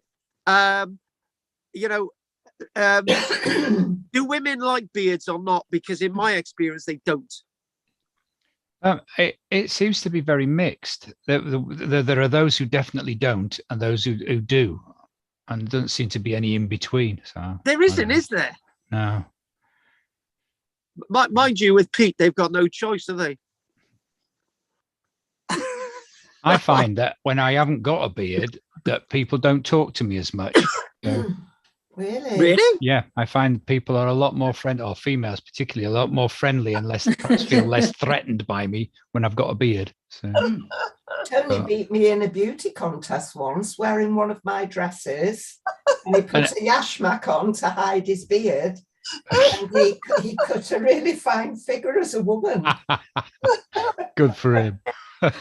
Margaret, I don't think you should have told us that. Yeah. I think David's on his way, but look at it, Carl. All right, David, anything you want to say, David, before we go? Thank you. No. Bye. Good night. Anyway, see you next week, David. Bye, David. Bye, David. Good night, David. Bye-bye. Good night, David. Thanks for joining us. Well spotted, right. Pete. Hey, I tell you what, David lasted a while tonight. Can I just ask one thing, right, before we all close the door on this one? Now, I was thinking this the other night, right? I was again. Oh shit, David's gone, haven't he? Oh bollocks! My face, my language has gone terrible. Excuse me.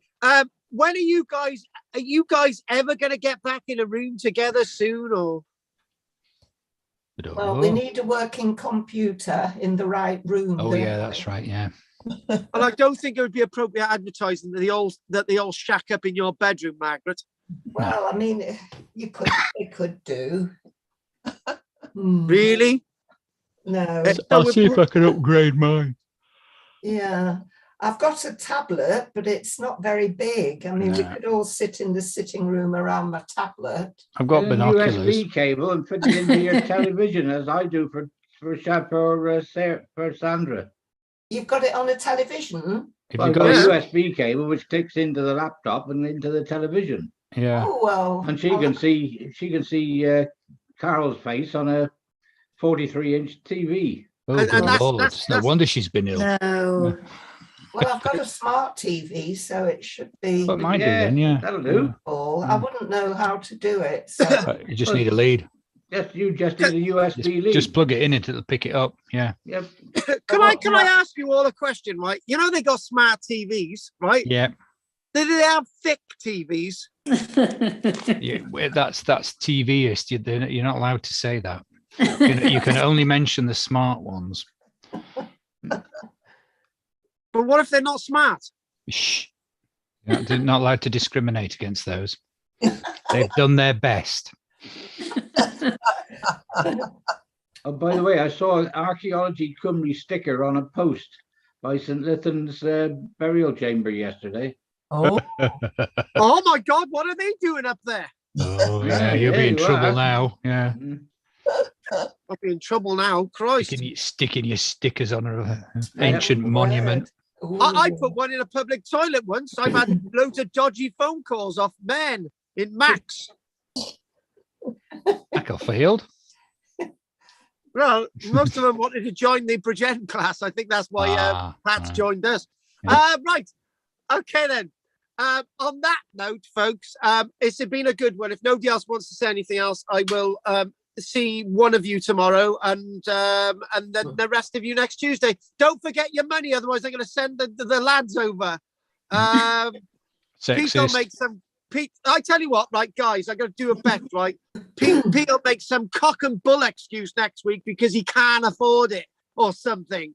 Well, all I can say to Pete, right, he hasn't used all that money to go out wandering around the country to visit archaeological sites, so he can pay me instead. well, I wasn't here last week, so do I get £6 off? Yeah. Because in the old days, we just paid when we turned up. Yeah. If we didn't turn up, we didn't Margaret, stop pay. being a rebel now. And the other thing as well is, hang on, I do my bit. I sweat tears, right, Margaret, yeah, to I'm get this sweating with online you. for you to watch every week, and you're mentioned, right? And if that's not worth £6.50, I don't know what is. No, he's living in a caravan. And I'm living in a bloody caravan. Yeah. I've got bills to pay. Suffering for his art. Suffering for my art, yeah. I've got bills to pay, like electricity that's free. Right, let's not go there. Anyway. Are you going to build a totem pole to go on your land? Yeah, Ooh, that's a good idea. honestly, seriously now, yeah. I think Yep. that would be really good, wouldn't it? Yeah. It certainly would. It certainly would. I tell you what, Margaret, if you sign into my class tomorrow, or all of you, to sign in for the sample of my weird class at 6 o'clock on a Wednesday, right? You'll never see archaeology the same again. True. I've got people using bloody dowsing rods. I've got pendulums. I've got Hare Krishna singing going on in the group, all in the name of archaeology and history. Right. On that note, Andy's had enough. Right, I'm going to say good night to everybody. Right? Okay, good night all. Good night, all. Good night, Peter. Thanks, Carl. Pat, Bye-bye. Bye, Carl. Margaret, Thank you. and the Archbishop of Canterbury. Take care. I'll see you all next week. Bye. Oh, don't forget, Andy. Pat. Bye. Bye.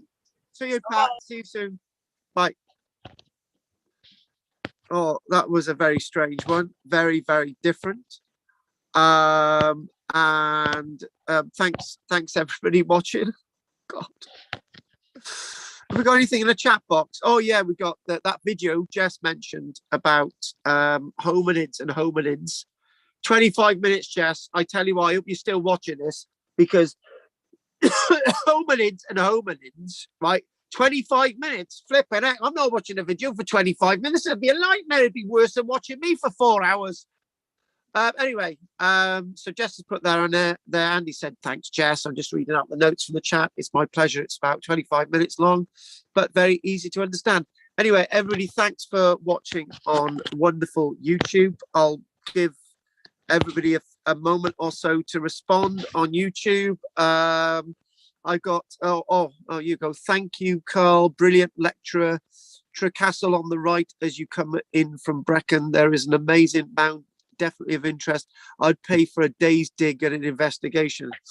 Oh my God. Well, we love the mound at Trecastle, and you know what? Norman, is it? not really sure. It's quite not really in the Norman ilk. So let's go away from that idea. Wonderful mound, and I just believe that Trecastle may be of another date. And but we'll do that again. Anyway, everybody, thanks for watching on YouTube as well. And thank you very, very much. And go from there.